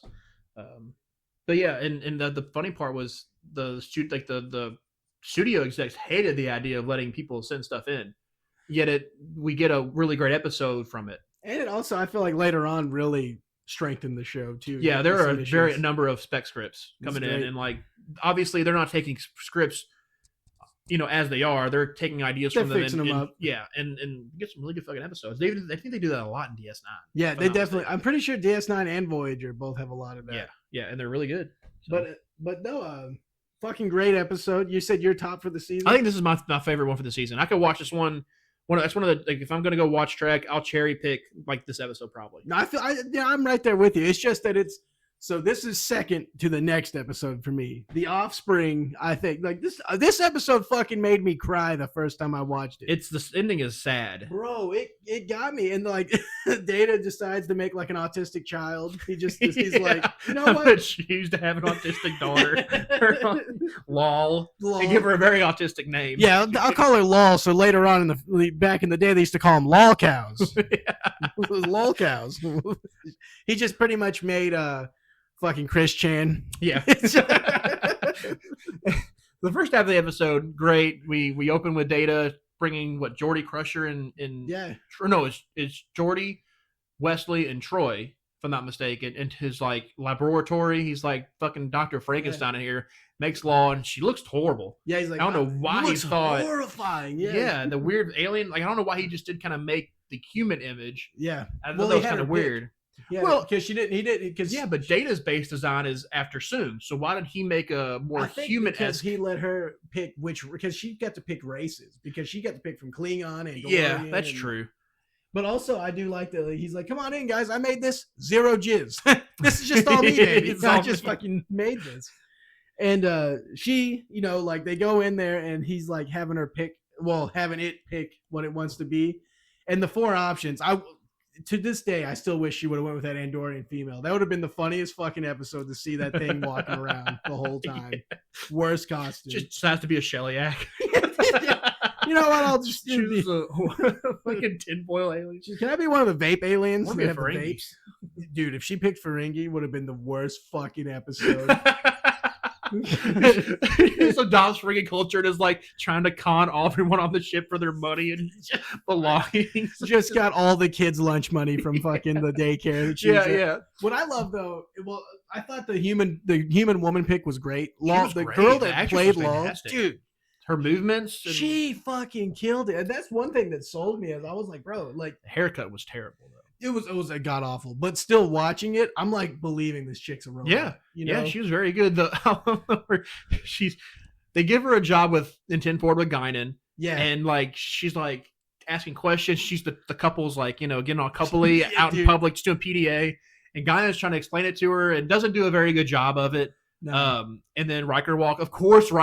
Yeah, dude. The horniest man on the ship walks in, and she just fucking grabs him and smooches him on the lips. And Riker was into it. He's like, "Oh fuck, dude." Yeah, he even kind of like sees her and like, "Oh, look at that," you know. And I like your haircut. Yeah, I like your bangs. They flow nicely into that bowl cut you got. That's how it's all bangs. Well, and of course, Data walks in at the same time. Is like, "What are your intentions with my daughter?" And he's like, "Daughter." Also, dude, whoa, hey. She's one. She's not even. She's 24 minutes old. Yeah, dude. What I love though is when that guy goes to kiss that girl. He's biting that female. It's so funny, dude. And then also Data goes to pick her up from daycare and she's just like in the corner. That shit made me laugh so put a Dutch hard. cap on her. Like, bro, they're just fucking this poor thing. They're just making an autistic girl. And then the one guy, he comes on board and he's like, "Yeah, we're fucking taking her." Dude, Admiral Haftel is a dumbass. He pretty much killed her. He literally killed her. Yes, he really did. And like, I don't understand why didn't he get court-martialed? Something like why? I mean, obviously it's for writing standpoint, but it's almost like a trope that in order to become an admiral in Starfleet, you have to be a cold-hearted dumbass. Yeah, dude. Do you have children, Mr. Data? Or like he's like talking Picard asked him if he has kids. He's like, yeah, he's got kids. And it's like, so then would you want someone coming when your kid's like 2 years old and saying, we got to take your kid now because we're going to give them better experience? Yeah. No. Yeah. So obviously you're going to, as a, not only as a Starfleet officer who we've already gone through the whole process in which I can't remember the episode's name. Yeah, with the Data and the other guy trying to take him apart. Yeah, we already established that he has certain rights, so you can't take his children. Picard even brings it up. He's like, Data's a sentient being. I fought for that right. Yeah, which obviously makes his offspring another sentient being. Yeah, well, and what I like too, I love what Data says, because Picard at first he's like, Data, you didn't consult me about this? Or he's like, I don't see anybody else consulting you about procreation. Yeah, exactly. No one else is going to you saying, hey, I'm going to fuck her. I'm going to fuck him. Dude. Like, we're going to have a kid Riker's just throwing it everywhere, and you don't. Problem? I didn't even fuck anything. What are you gonna do? Prima Noctis or something? What are you gonna Prima Noctis the main computer because I had a kid? Like, yeah, dude. You see the computer, and it's just covered in data. It's just absolutely synthetic oils and shit. Computer. Well, yeah, that made no sense. Like that means it's almost like they ignored that episode entirely and said we're gonna take this android. Like you can't do that. Dude, that guy made me so mad. And then, dude, when Law, you were not CPA. They sit down Law. Yeah, dude, he pretty much came on there as CPS or whatever that. Yeah, yeah. It doesn't. I hated that. Well, and then also Law sits down. She's like, well, I'll do that, but after I've had enough time here. And very logical, reasonable response. Yeah. And she says, he's like, I respect your father. And she's like, you don't speak with respect. Yeah. I fucking love Law. Yeah, dick on the table. Yeah, dude. Yeah. And then, dude, like, she just has a panic attack. Yeah, she goes to Ella. She has a full autism panic attack. And she's all hurt. It like starts feeling, which that got me. It's like so good when I first seen it. I was like, holy fuck, she has feelings. Like it because Troy's like, I sense actual fear from you. Yeah, she could. Yeah, and like that was so fucking cool. Like I said, this is probably one of my favorite episodes ever, just because every time I watch it, it just grips me. Like I'm just in it as soon as I see it. It's really that second half of the episode. Yeah, and his hands are moving. I couldn't even see his fingers moving. And that's the part he gets kind of some like redemption, and you kind of somewhat forgive him in the end of it because he actually takes it personally. Yeah, he tries to help. He goes to help, and he comes down. And he's like. He's physically upset. He's rubbing his hands together, and you almost kind of feel, okay, I still don't like this guy because of his intentions when he first came on board, but I know that he gives a fuck enough about it because the fact that an android, something that's not even he cared by our standards, today alive as a robot, he gives a fuck. Yeah. That physically and like emotionally upset him enough. Yeah. You know, and so he kind of gets a little bit of I still wish Data would have judo chopped his fucking head right off of his shoulders. Just fucking take him out. Dude, for sure. I know. Like, definitely needed an ass. You know what made me cry, actually, when I seen it the first time? I love you, Father. And then just fucking dies. Data couldn't. No. He couldn't lie. Just say, I love you. I will love you for both of us. You know? Yeah. Fuck, dude. Fucking shit. But yeah, it's one of my favorite episodes ever. LOL is the shit. I literally want a Data and LOL shirt custom made. I don't even care. I just need one. Because I fucking Daddy Daughter Day. Yeah, dude, LOL. Yeah, Daddy's Girl, and it's just a picture of LOL. Be the greatest fucking shit ever. Yes, we'll get on that. Yeah, dude, we'll get that together. But yeah, that's like, honestly, I haven't seen Star Trek in years since we started doing this. I just hadn't got to watch it. I still regularly think about this fucking episode. It's one of my favorites. The asshole part of me is just thinking of like just this autistic girl had an anxiety attack and died. Yeah, dude, he's just murdered by an anxiety attack. Oh fuck, dude, her tism got the best. But dude, that's such a good episode. It is such a good episode. I can see why it's one of your top ones. Yeah, it's hard for me. Like I said, I've rewatched this one without watching any Trek before. You know what I mean? Yeah. And then we get this great episode. We get another great episode. Worf, Sense of the Father, dude. Worf character development. Worf episode. Meet his fucking brother. Yeah. And okay, brother's a dick. Kern is an asshole. He's a Klingon. He's an asshole. But no one. Worf didn't even know about his brother. Nah. But like they have the same cranial ridges. I'm pretty sure like if you're in the same house, you're related, have the same ridges. And Worf just didn't recognize his own ridges. I was thinking the same thing, and I didn't know if I was right about that. Like look at all the Doros. The Doroses have like because you're gonna see the main Doros, you're gonna see the Doros sisters and the bastard. Yeah, they Doros all have the kid. same fucking head. Yeah, his are the bastard's a little different because he I guess didn't procreate with someone that's adjacent to the House of Doros, maybe. Yeah. But like they all have this very similar ridges, cranial ridges. Worf and Kern have the same, and no one's like, "You guys related?" Yeah, you know? Guys like brothers. You guys are black. You're both black. You related? Yeah, you guys are both black guys, I think. But I also love is him eating caviar. Like Picard's like, it's my favorite. The synthesizer doesn't do it justice, but I have so much caviar, so fucking much caviar. He's like trying to like eat the food. He's just not really. He's like, what? He's like looking at a fork, confused. Well, I love how he's like, I will try this bird or whatever. He like just puts that whole leg and then like just like it's just the most childish plate you've ever seen. Yeah, it's very Klingon. Very Klingon. Loved it. I do love the and it's cool because the opening with the officer exchange kind of throws you off because you're thinking it's going to be an episode similar to what we see when Riker does the officer exchange, and it turns out totally different. Yeah, fucking blood. Like they're trying to curse his dad with they're gonna being a traitor. Yeah. He's literally going on trial for his father. It's sick too. Like, and I love that Picard's like, let me come with you. Like Picard wants to go with him, and that was such a. Like I said, Picard's development in this season is just bar none. Like, dude, just more and more, you're like, I fucking love this guy. Worf choosing, obviously, so they go they do the trial and like they go on recess or done for the day or whatever. And Kern gets attacked by Doros. Yeah, Doros like somehow finds out he's his brother, even though Worf was like, "Hey, you're gonna be my Chadich. Yeah, do not say you're my brother. Do not say shit. Bro. Yeah." He was raised under another guy like Lord or something like that. They probably looked at the foreheads. Doros had a fucking brain and was like, they're brothers. I can tell they got the same foreheads. They got both 6 heads. Yeah.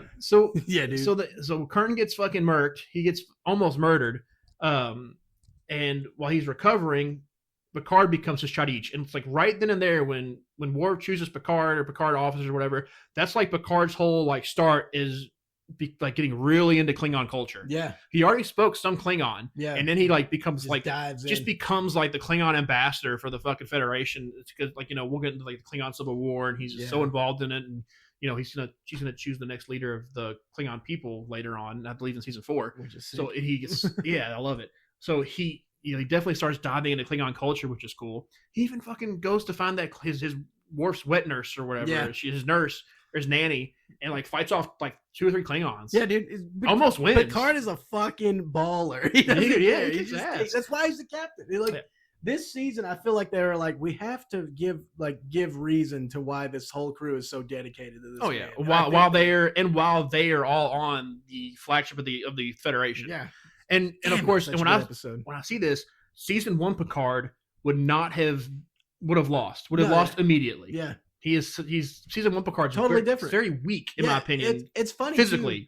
Like me watching this, I never thought of seasons 1 and 2 being so different from the rest of the show until we started this podcast, and now I'm watching season 3, and I'm like, damn, dude, like it night and day. Yeah, it's like it's a different show. Like there's no like I feel like there's not really one actual throwaway episode in the season. No, you know what I mean? They're really not. Really 1 and 2 had several where I was like, I could never see that again and die happy. Yeah, for sure. Know? But back to this. Sorry. No, that's great. That was a good tangent. That makes perfect sense, and I'm sure plenty of people will agree that just the 9-day difference between seasons 1 and 2, and then the rest of the show. Crazy. But with this one, back to this, we've got the Duras family are just fucking assholes. They're just scumbags. Such pieces of shit. It's horrible. And I don't really understand who brought it up. Who just randomly brought this up? Like we all know it was history like that. The Klingon that somehow the Romulans got the codes. It was there was some sort of collaborator. Like maybe they say something about new evidence was brought forth, but it's just Duras like trying to frame. Yeah, just trying to fuck House up of Worf's Moog. lineage. They could have just left it alone. Yeah, could have just not found any new evidence, well, and it would have been a mystery, and everybody would have been fine. Like there was no point in doing this because obviously you're Klingon. You're not very thorough. No. Anyone with a brain and any sort of detective skills like Data and Geordi and Wesley, they found the discrepancy in the logs, or the transmission logs from Kittimer, real quick, Kittimer, and they saw the discrepancy from an Excelsior class ship and then like a Romulan ship or a Klingon ship, and there were discrepancies. Someone had altered the data. Yeah, and it's like, dude, you got to be more thorough than that. You should just left it alone. Now you're possibly gonna screw yourself up. And then they find what's her face, Kaler, Klur or something. Klur. and the best part was that she'd been fucking Kempek in the past, and she'd always been like, "You're too fat," which I thought was hilarious. Yeah. She's played by Tyler Perry. Yeah. and like the Kempek has to be like has to cover it up again, and Worf accepts the discommendation because obviously the honor is so important. They threw honor aside just to protect the Empire from a civil war. Yeah. Well, what's civil war? Just execute the fucking Duras family, take all his shit. Yeah, fuck them. But you found out later that Duras has a lot of allies on the council. He's got a lot of property, very dirty ships, government shit. Yeah, which that's such a great makes sense. Couple episodes later on, in season 4, I would think season 4 or 5, and I love that. That's perfect. But yeah, I mean, Worf accepts this commendation, and it's funny how it's never really brought up again. No. Or it's not brought up as much as you'd think. Yeah, you think it'd be a bigger deal. Yeah, and it's really not. It's only when it's necessary. Yeah. And there's a lot of back and forth with that. But yeah, Worf accepts his commendation, and him Picard, they do the whole arms cross, they turn their back in the circle, and they him and Picard just walk out. That's fucking sick. And Picard's a badass shot each too. Like he's like, dude, I love saying shit. Like he's like stepping up and doing Klingon and like really speaking the way they would, and saying it with his chest. Yeah, yelling at people essentially. That was really cool. I mean, that's a great episode. Another good insight into like Klingon culture. Yeah, which I love it. And Worf is just such a good character. It's cool to just get a Worf episode because I feel like he doesn't get enough. Oh yeah, and just perfect writing for them to like just kind of change it up like halfway through. This is actually like a Worf episode, not a Officer Exchange, Klingon. No, it's just actual Worf. Super cool. And I had a note I wrote that I just wanted to say. Yes. Medea goes to Sto-vo-kor.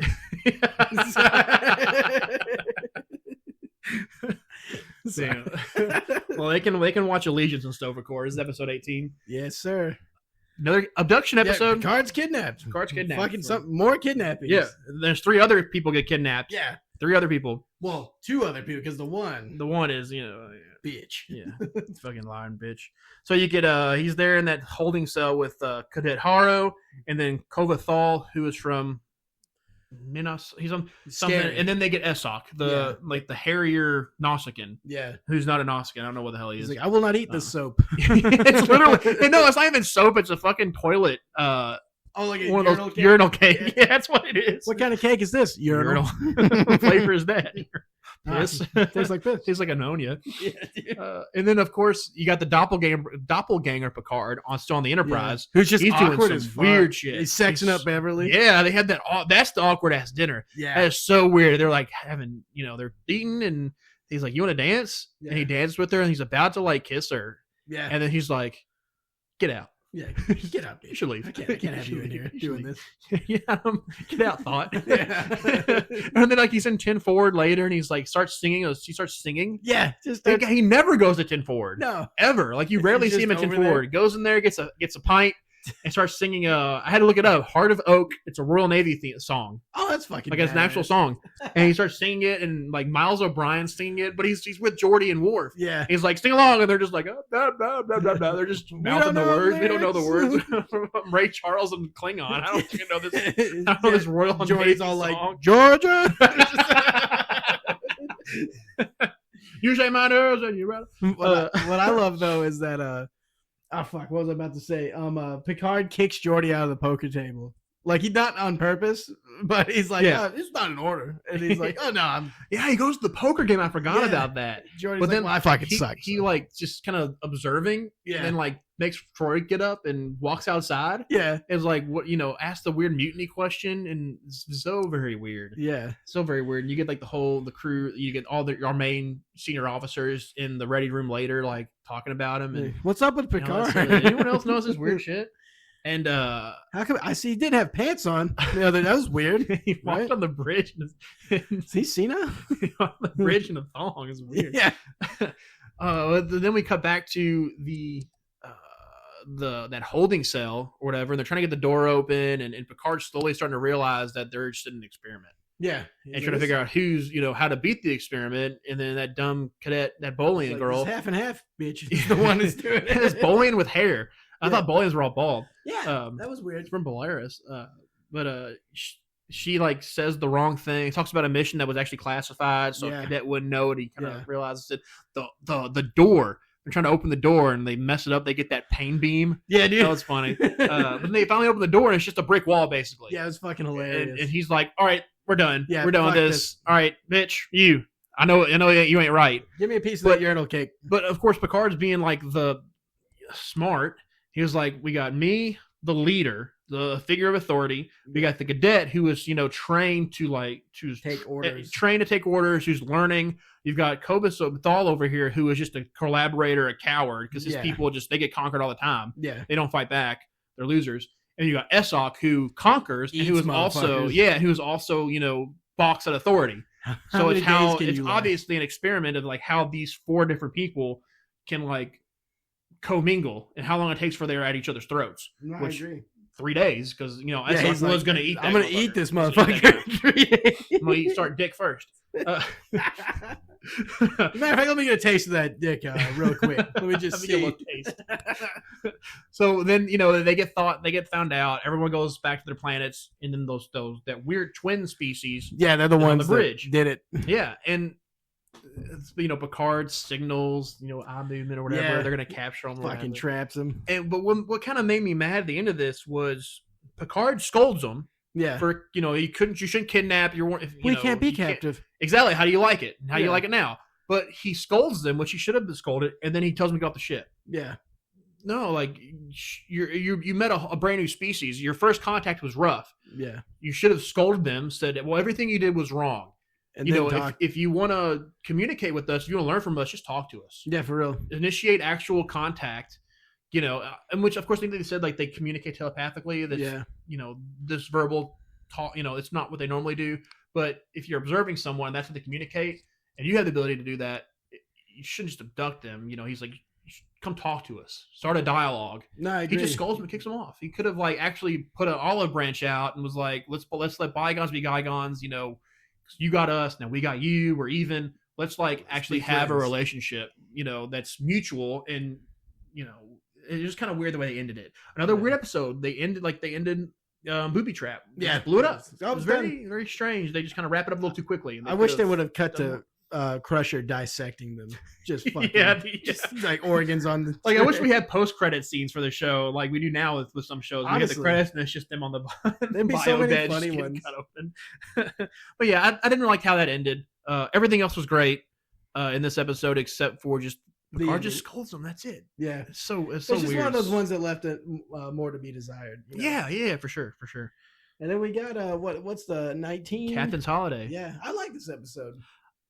It's not my favorite. Two, the Vorgons, they're idiots. Yeah, they don't understand how time travel works. Stupid. Apparently, Yeah, they're dumb as hell. Picard gets Sniz. Yeah, he meets Vash. Yep. She comes back. Yeah, we see her again. We see her, I think, two times more. Yeah. The Ferengi Sovak. The guy was with her. That is Max Gronchik. Gronchik. I don't know how to say his last name. He's Rom in DS9. Oh no shit. Yeah. Okay. Which is funny because when you see him in DS9, like the way he talks, it's very much the same as the way he played Sovak. You know, a couple episodes later, they're probably like, dude, you just I'm assuming they were just like, you're just kind of replaying this character, give us something different. And he found that Rom voice. Yeah. Oh, brother, I talk like, you know. Brother, I'm a fucking idiot. Brother, I'm so stupid. Oh, you know. But of course, that's perfect, Rom. I love that. You can never have the gold press line. But yeah, I thought that was neat. There's another time where we have someone playing a character that we're going to see again, whether or not it's the same species or they're just back again as another character. We have Vash, the Vorgons, the Toxutot treasure. Yeah, very Indiana Jones episode. And it's all dumb. It all ends dumb because, so, you know, Picard. Okay, we'll get there. Yeah, we'll get there. Let me get in the beginning where Riker tells Picard to bring him back a what's it called? It's that little statue. Oh, dude, I can't fucking remember what it's called. Chimorgon or Chimotheron or something like that. But it's basically like if you're holding that idol around, it means you want to fuck. Yeah. Everybody, all these hot chicks keep bothering Picard. And he's like, "Can you leave me alone? I'm trying to read." And she's like, "I thought you had the Jorgon, or you had that jerk off thing. You had the jerk off. I thought you wanted to fuck." And I thought that was great. And then he gets mad. He even gets mad at Riker later at the end of the episode. And right, he's like, "You get any poon?" Yeah. So classic me. So they go through the whole thing of Picard finally teams up with Vash, and they go on the expedition. And they're trying to find it, and they can't find it. Yeah. Sovak comes in, and the Vorgons come in. They can't find it. It's helpless. Even though the Vorgons said, like, Picard, it's in the records. You find it. Come to find out that Picard finds out, deduces that Vash had already been on the planet before Sovak got there, long enough for her to go follow the same trail, the same cave, dig it up, put everything back the way it was, and then hide it in that fucking idol thing. Yeah. And then go through all that stuff. Just throw them off, which is so overcomplicated. And then Picard destroys it with the transporter. Yeah. Yeah. Fucking wrecks it. And like the Vorgons, they should have known that. Because they're time travelers. But they sucked at time traveling. They suck at time traveling. Fucking like the worst. It'd be like if I had a time traveling company. It'd be like if like the North Koreans had time travel. Yeah, bro. I'm pretty sure it's 1943 and it's just like 1943 BC. Yeah. They would just not do it well. And that was a fun little episode, little Indiana Jones. Yeah. And Picard got to smash in a cave. Yeah. Good for him. And I love that scene though when they're just sleeping. They haven't fucked yet, and like they put the covers on, and she rolls over and takes the cover off Picard. That was so funny. Dude, he's like, okay, like what the fuck? He pulls it back. Yeah, it's like I guess we might as well just fuck. Yeah. Are you trying to see my penis? Is that why you're pulling this cover off? It's a great episode, but followed up with another good episode, Tin Man. Tin Man, and this guy's weird too. Tam Elbrand was a weirdo. He's like he's guy that's overly telepathic. Yeah, dude. He seems like he would have the weirdest artwork of just everyone. Oh yeah, it's like if you gave a Alzheimer's patient art. Yeah, or art supplies or schizophrenic. They go into his room and they see that he actually has a furry outfit. They're like, oh fuck. Beta's heads are all furries. And Riker hates this guy. Dude, I he despises him. I don't though, because I don't hate it. He's just annoying. He's a product of his own mind. He's so telepathically strong that he just cannot turn off his abilities. He hears it everywhere. Everything. He hears Tin Man from how many millions of kilometers away? Fucking maybe light years away. He can hear him. Then he gets up in Tin Man. Yeah, he does. but Riker hates him because Tam was on a mission with another ship, and he was supposed to be like a mediator for diplomatic relations, and then just got away from himself. And something happened, and like there was like 43 deaths. And two of them happened to be Riker's friends. And I'm just like, dude, you're in space. Your shit happens, right? Yes. Why are you mad? Like, aren't you supposed to be like enlightened enough to know that, not everything's going to go good. Not everything's going to go well, and death is going to happen, and accidents, and the missions don't always go according to plan. Yeah, not everyone's your dad, Riker. Why don't you go fight him with Q-tips? But also, I do like Riker's like mad a lot during this season. I feel like there's a lot. It all started with it all started with Debonair Raw fucking Troy spoiling her up. That's where it started. Yeah, he pretty much told him, "I straight fucked your girl, Riker." Yeah, with her feet. I think that's still kind of pissing Riker off. But yeah, I'm still upset about it. Honestly, I don't blame him. Yeah. The Tin Man Gomtu, that was pretty cool though. Like a living ship. I thought that was pretty badass. Neat. And the chair forms. Yeah. And it's really sad. His backstory. There's like millions of them. Yeah, and he's the last one. He's the last. Well, he believes he's pretty sure he's the last one. He hasn't seen it over his kind of like 10,000 years or something like that. Yeah. It's like, dude, you're in a big like they can go between galaxies. They can do all this stuff. So it's like, yeah, dude, it's a big ass space. Like, yeah, dude. And his whole crew died from like radiation. It's like, how did you not shield them from it? Yeah, what happened with that? What did you do? Were you not paying attention? Well, I like when you had Tam Elbrun or kindred spirits because you suck at the most important time possible. You know what I mean? Yeah, he's just been crying a lot, and me and him are best friends now. Yeah, and he like. And Gomtu was like trying to kill himself, being next to the sun, waiting for it to go supernova. It's like, dude, you could just fly into it. Yeah, he was just waiting for someone to save him. I'd rather bake to death. Yeah, I'd rather it suck. Yeah, I'm gonna get a nice tan before this thing's supernova and engulfs me. I like when Data gets back. Picard's like, Data, and Data's like, I don't even know what the fuck happened. Yeah, but I'm where I'm supposed to be. Apparently, Tam Elbrun is now. Yeah, he's like that gigantic fleshlight ship. Beam me back. And the other guy's standing. Oh, I won't even like a corn kernel. Yeah. Ew, it's just like corn kernels all over the inside. I'll always have lunch. That was neat though. I mean, it's kind of cool for Tam to like kind of be with Gomtu and just travel the fucking universe. Yeah, sick. That was kind of neat. I would love to see a follow-up episode. He could have been in Lower Decks. Oh, they could have brought kind of did a little thing where he's like solid idea. Yeah, that would be cool. But the show's over with now, so yeah, that's a nice little episode. It's kind of short, sweet. The Romulans get fucked up too. That's pretty cool. Yeah, when he launches that seismic wave and just blows up that. Yeah, awesome. I was like one of the ones I call like a Twilight Zone episode. It's just kind of like weird. Yeah, like it's extra sci-fi. Yeah. And then now we got one of the best. Yes, I love Barclay. Yeah, Hollow Pursuits. Broccoli itself. Yeah, dude. I even wrote that Barclay introduced in parentheses favorite. Yeah, I love Barclay, but only because like I believe one of the writers mentioned that he's like a metaphor for Trekkies.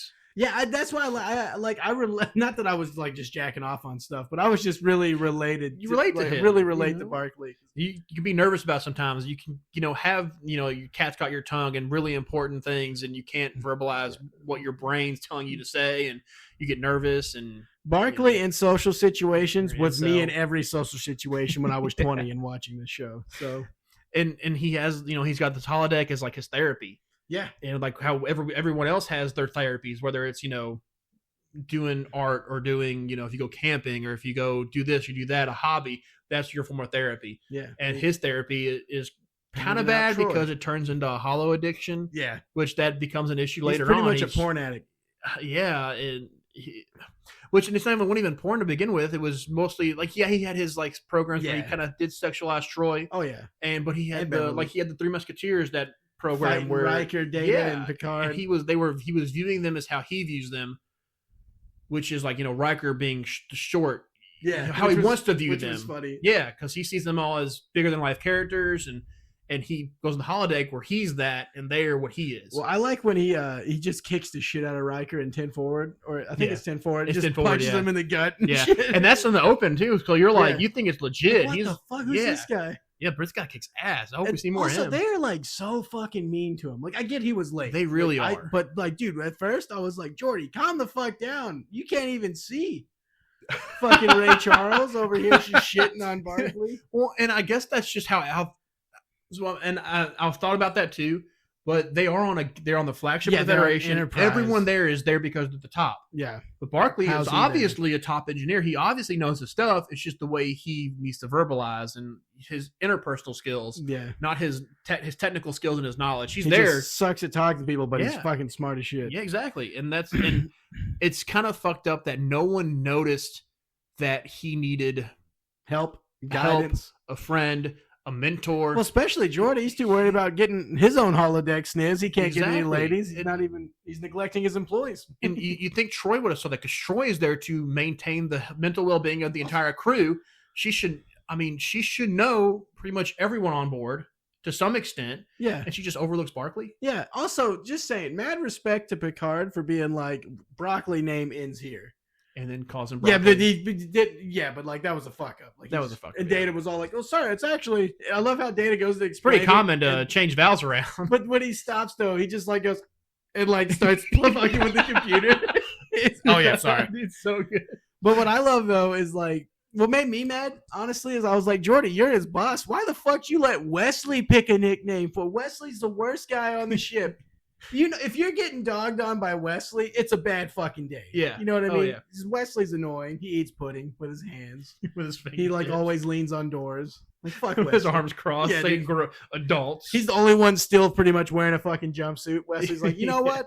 I'll still wear the horrible. Yeah.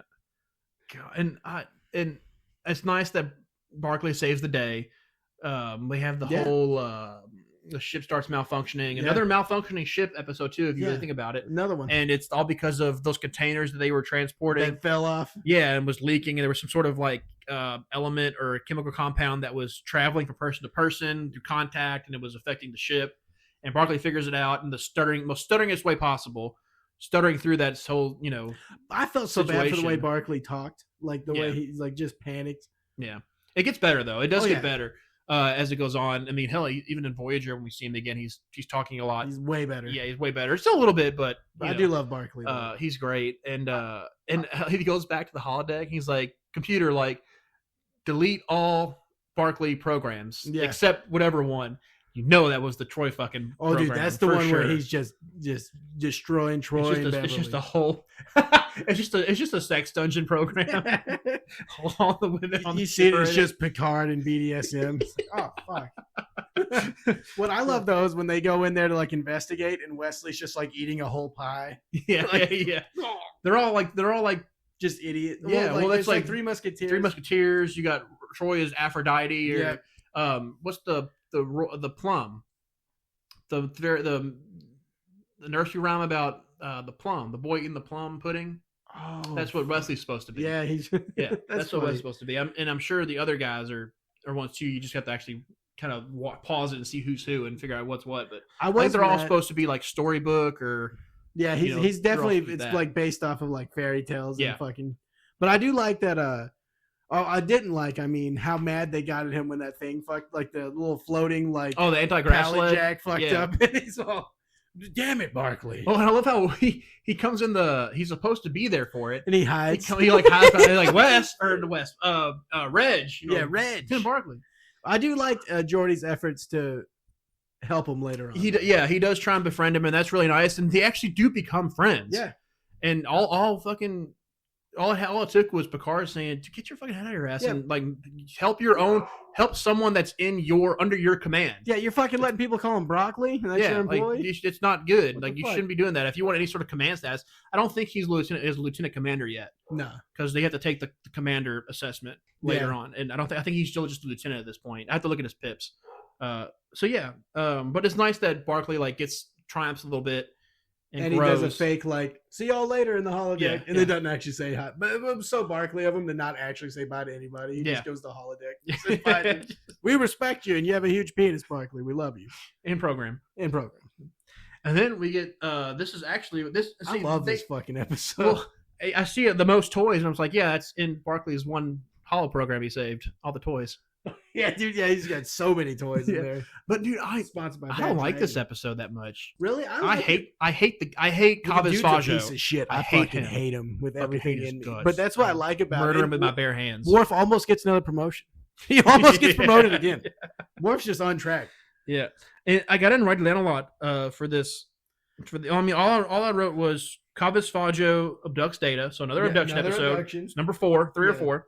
And then sit in that chair. Yeah, and we get to the end where he's gonna escape with Homegirl. Yeah, I don't remember her name because she's kind of fed up too. She gets shot with because he was gonna kill her. Yeah, he was gonna kill her if they didn't do it. And she was like, "The fuck!" And it was the illegalized phaser that caused more pain than any other phaser. Yeah, and what pissed me off though was that so he kills her, and Data was gonna kill him. Yeah, and they fucking what's it called? They beam him back. Yeah, teleport him back. Yeah, and somehow the teleporter can tell if a firearm's been discharged and like Data negate lies too. That's literally what I wrote in my notes. Data lies. It was fucking great. And I don't know why he didn't just kind of say like Data was going to kill him out of some logical sense of revenge, where it's like if I don't do this, he will hurt other people. No, 100%. And he was going to kill him. And in my opinion, he would have been totally justified. Yeah, I wish he would have. Fuck that guy. He should have got shot with that painful phaser because he shot that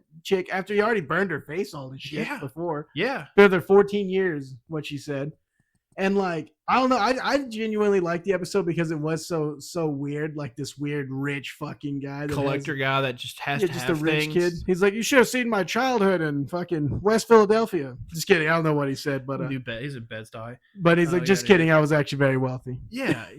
I wish though the chair, just sit in the chair, Data, and it's in front of a bed. Just kidding. I'm sorry. I had to get another chair joke in here.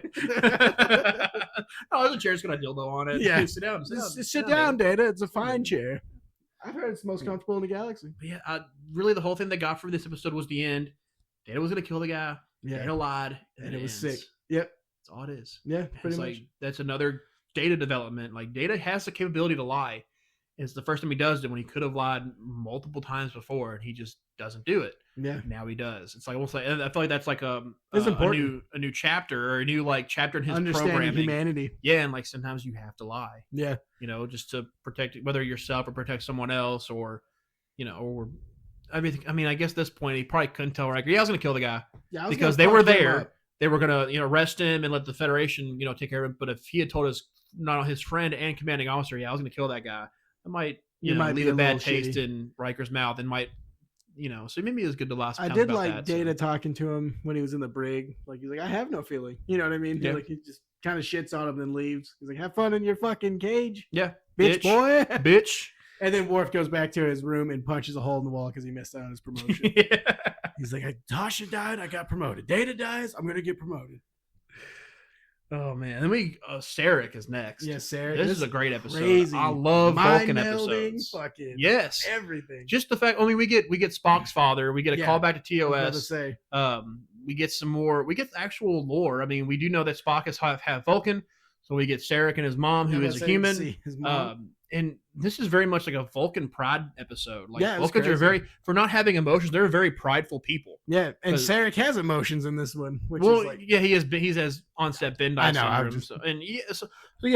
But they try and get rid of their emotions they had from him, but they need to acknowledge that they have them, that they go through a lot of meditation and mental training to suppress their emotions because they're highly volatile. Yeah, and if anything happens, like Bendai syndrome or any loss of control, they need to acknowledge it because that's the only way you're going to get past it. And then they have his human, advisor, like trying to hide it. Yeah. His other Vulcan guy using his telepathic abilities to, fortify his mental barriers, but it's not always working. I mean, hell, we're in the concert. He starts crying. Yeah, but say he sheds a tear. Everyone starts feeling like his broadcasting of his emotions. That's part of the symptom of Bendai syndrome is broadcasting your own emotional states. I do love everybody getting mad at one another when Geordi and Wesley are arguing about who gets more pussy. It's like, well, I almost had that one chick with the pudding. And Geordi's like, I banged the hot. Like, essentially just talking shit to each other. And then this is the Wesley slap. Yeah. He's going on a date, and Crusher's like, you're eating dinner. You're coming over for dinner. What are you talking about? You're not going on a date. You, dude. Yeah, bah! Smack. So what the 5 fingers say in the face? 5 fingers say in the face, Wesley. Smack. I was like, can we get more of that every episode? Yeah, and then Riker and Picard argue with each other. Yeah, bro. Yeah, that was very intense. They did a really good. That was a nice little back and forth. It was sick. Yeah, it looked very real. Yeah, it actually gave me anxiety while I was watching. Yeah, and the mind meld was neat too. Picard, I was gonna say, fucking Picard's acting in this when he does the mind meld and it's afterwards, like the guy, Sarek leaves and it's just Picard and Beverly trying to like work through it. Well, he hasn't even left yet. I think he's still like whenever if I remember the scenes correctly, they do the mind meld. Sarek's going to go do he's going to go down to do the negotiation. And Picard's like freaking out, crying, and going through these different realms of emotion. That was so good. And like by the time Sarek's leaving. Oh, no, because then he goes and tells, he's talking with Sarek's resting. Picard comes in. He's kind of somewhat recovered. He's, able to, verbal, talk. He talks to his wife and is like, I just, He what loves I you felt, very much. he loves you very much. Like she's like, I know. Yeah. I understand. I get that. I know he does. You know, he doesn't have to say it for me to know it. Yeah. She's like, could have been an email. Yeah, emails are very, not emotional. It would have worked. But it's cool that Picard's like, we're gonna have the best of us. He's gonna have Picard's mental fortitude. Picard's gonna have his like ability to feel and experience emotion, which Picard doesn't really have. It doesn't seem like he has that. At least not in season 1, 2. He's very stoic and he definitely emotionally acting in this one. Yeah, and now he has that emotional like foundation that he probably didn't have before. Yeah, and he can kind of experience emotions more, and with his ability, with not only the mental discipline that probably the mind meld kind of passed off to. Yeah, he can control them more, and Picard's damn near a Vulcan the first 2 seasons. Yeah, and now he is almost more Vulcan. Yeah, after a mind meld, and I love that he told him he's like, we are, like forever connected because of this. And Picard's like, I am the winner of that. Yeah, because you're gonna die first. Yeah, I'm definitely gonna outlive you, Mr. Bendai syndrome. Fucking ass. You're going to die. Dude's got diabetes and shit. Vulcan diabetes. Yeah, great episode. Great, and then we get a great TOS callback with characters. I think that actor whose name Leonard something is. His name is Leonard or Leonard, and it's funny because Spock's Leonard Nimoy. They're both Leonard. I can't remember his first name, but he had been wanting to come back and do an episode or something like that. And he's come back as Sarek and killed it as Sarek. I love it. It's a good episode. Dude, Vulcans are great. I love the Vulcans. But then we get to a comedy episode. A good one. Menage a Trois. Yeah, dude. Menage a Troy. Yeah, Menage a Troy. Yeah. Yeah, Riker beats motherfuckers in 4D chess. Yeah. It's a trade conference reception in the 10 forward. Yeah, guys over you there got that one guy bells. playing bones. It's like cool. They're like bones. Yeah. And then he loses, and he's like, "It's that fucking guy playing all the dumb shit." And Wesley, exactly. Actually, it's something ceremonial bells or whatever. Yeah. Like, shut up, nerd. Yeah, Wesley, shut I'm gonna give you a fucking wedgie, you fucking dork. Sick of you talking to me. Oh, I'd love to see one person be like, "Why the fuck's he in 10? This is a bar. Why is he in it? I don't understand." No children in the bar. And also, guy in ID his ass. Get him a fucking chocolate milk, send him packing, please. Chocolate milk's too spicy for Wesley. Yeah, for real. Pudding milk. So then we got Oksana Troy's back, of course, and killing it as always. And of course, that Ferengi just wants to fuck her. Yeah, he's like, "Listen, you could be naked on my ship. Yeah, we could have really weird Ferengi sex. You rub my ears, and you could help me in business deals. Yeah, I don't. Dude, you should have just hit her with let's do business first and then seduce her. You shouldn't do it all at once. It was very Ferengi of him to just be like, "I want sex." Yeah, pretty much, yeah. It was Damon Togg. Yeah, what a horrible name. Dude, he sucks. His ship's name's cool. The Creighton. Yeah, badass ship name. Cool. And his scientist officer guy was Ethan Phillips, plays Neelix. No shit. Yeah. Yeah, you can recognize his voice. I recognized him, dude. I knew I recognized him. Dude, their makeup's so good you can't tell sometimes. Honestly, you just know the voice, and you're like, I know that guy. That's another thing, too. This season had really good makeup. Oh, yeah. Like, the sets, like I said, it's just such an improvement. Like, just totally fucking grabbed me and pulled me in this whole season. Yeah. I love they go on shore leave. They're gonna do that. They're gonna do some survey mission or whatever. They're going to the nebula. Yeah. And they're like, Riker, Troy, get some shore leave. And they're just there to fuck. No, you know what that means. We're gonna be pounding it out in the field. They're just friends with benefits on vacation. Right? Dude, they take her to that park, and they just planted a flower there, and it's still there. I was like, what if that was some invasive species that's just killing the entire everything else, fucking wrecking everything, like those flowers that make them high in original series. It rings. It has bells. Yeah, or it's something. crazy. It's really weird. Really bad. Also, Riker's like, if we're going to take some shore leave, I'm gonna wear the worst fucking shirt possible. I'm gonna wear this shiny silk shirt. Check out this weird shirt. My pants pulled up all the way into my ass crack. and they're there, and they're starting to kiss or whatever. It's like, of course, aren't you all not a thing anymore? No, they are. I mean, like you said, friends with their benefits. relationship's so weird, so strange. They're they're fucking other people, and we're just gonna shore leave together and just have it like a romantic thing. I wish they would have had Riker choose something. Yeah, are you all a couple or not? Yes. And I wish that Riker would have been like, I've heard you're a big fan of this, and just pulls out a big thing of oil. This is Johnson Johnson. Get them piggies out. Yeah. I'm gonna go to the market. Oil up those piggies before I spit roast you. Oh God, with Mr. Home. Yeah. And then, of course, Mr. Holman and Waxana walk in to just totally ruin the sex fun. They're gonna have a picnic, which she wants to have a picnic with her daughter. That's so nice. I'd rather hang out with I can't ever say Waxana. Let's say it with me. Waxana. Yeah. I'd rather hang out with Waxana. Forget the L. Just say Waxana. Yeah, Waxana. Yeah, you can forget the L. It's pointless. But yeah, I'd rather hang out with her. She can get it. I agree. Waxana is a nice, mature woman. An attractive grandma, for sure. Well, she wants to be an attractive grandma. Yeah, but she's great. And of course, they get abducted. Another abduction. Actually, yeah, dude. Number 4. We're gonna have an abduction tally somewhere. So we'll put it on the board. That's fucking crazy. I didn't even think about that. That's another one. And they're in there, of course, naked. Well, no, first they get them with all their clothes and stuff on, and then he's gonna bring Troy and Waxana, beams them right out of their clothes. Yeah, good effects though for their clothes to be there, and like it's almost normally it's all like weird double takes where you take the one shoot where they're standing there in their clothes, the next shoot is just the clothes, they fall. Yeah, it almost looks like there was no double take. It was perfect. It looks so good. One great for the VXF guys. Well, I love how the scientist comes through and he's just disgusted. He's like, gross ass fucking females, human females. What is it? What the impasse? What are they? Betazoid females. Yeah. And Togg's just like hard up. He's the like, whole dude, time. I am right there. I am about to pass out. And she gives him umox at one point. I think that's what they first do about umox. Yeah, dude. And just rubbing his ears. Like, no female is ever going to give me umox. Yes, because this is the first, bud. No one wants your fucking No one wants to rub your nasty fucking ears, bro. I wish when she pulled her hand back, it's just covered in crud. Oh, God. Like earwax and shit. Dude. But I love though, like, there's like, let's just talk. And he hits the button and the whole bed just comes out. And I haven't changed the bed. Dude, I was like, that's why I love the Ferengi. They're just such pieces of shit. They're just such scumbags. Yeah, bro. They're great. They're great comedy. The Ferengi would be the only ones doing like couch interviews for TV shows, like just having, you know. Oh man. And of course, Riker's trying to figure out how to get out because she sends Troy back to the holding cell. Yeah. And I love the same guy he outsmarts playing chess on the ship.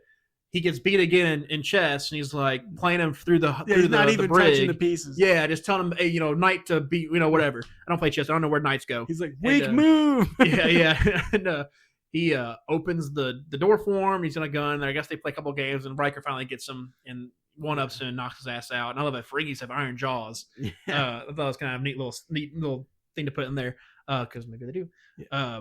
And then they go and they put that ceremonial music in. Dude, there's like 4 people. There's like 4 plot lines in this. Yeah, it was actually in this episode. all over the place. Because you got Wesley supposed to go on. He's supposed to be leaving. Going to Starfleet Academy to do testing, or didn't actually go to the academy.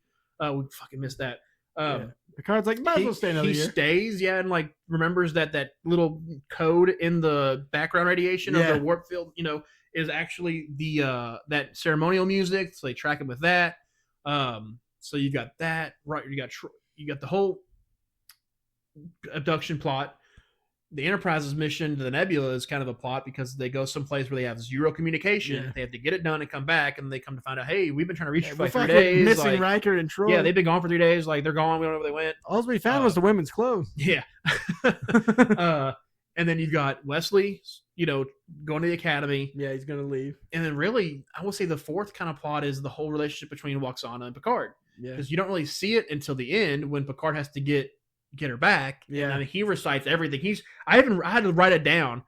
He recites quotes from Shakespeare sonnets. Yeah. Sonnets number 147, 141, 18, and 116. That's 4 sonnets. Dialogue from Othello Act 5. And then Canto 27, In Memoriam AHH by Tennyson. Lord Alfred Tennyson, however you say it. That didn't so. Picard's this fucking literary scholar to just pull all those out of his ass. Yeah, he's a fucking genius, dude. And then, Waxana's like gonna like love that because she really wants to get with Picard. I'm pretty sure she even says something like risque, like she always does at the end of the episode. Let me rub those ears. Yeah, well, at the end she's like sitting in his lap in his captain's chair. Yeah.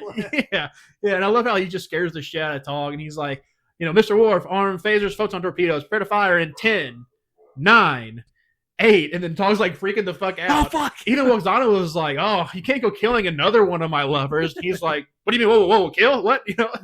And he's just 5, 4, 3, and he recites something else again. 2, and then boom, she's there in his lap. And I thought that was so badass. Yeah, it was sick, dude. And probably helped from the emotional stuff Sarek had for him, you know. Yeah, for real. You know, I'm sure that helped what make a good him. scene though, honestly. And it's over with, and you know, they go on their way, and it's so good. Another good episode. Yeah, it's a great episode, and it's weird too because this is the 24th episode, and then the next episode is the penultimate episode of the season.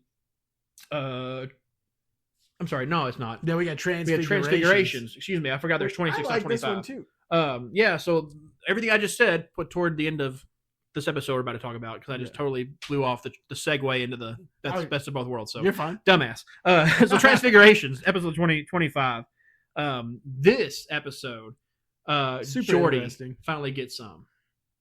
He does, because he gets confidence from the guy. Yeah, remember he's in the 10 forward with Worf, and the chicks are looking at him. How do I say hi to women? And she walks up, he's like, and Worf's like, I have so much to teach you. Yeah, dude, you suck. You don't even know poetry. I'm gonna teach you everything. Geordi turned into fucking Ray Charles Urkel. Did I do that? No.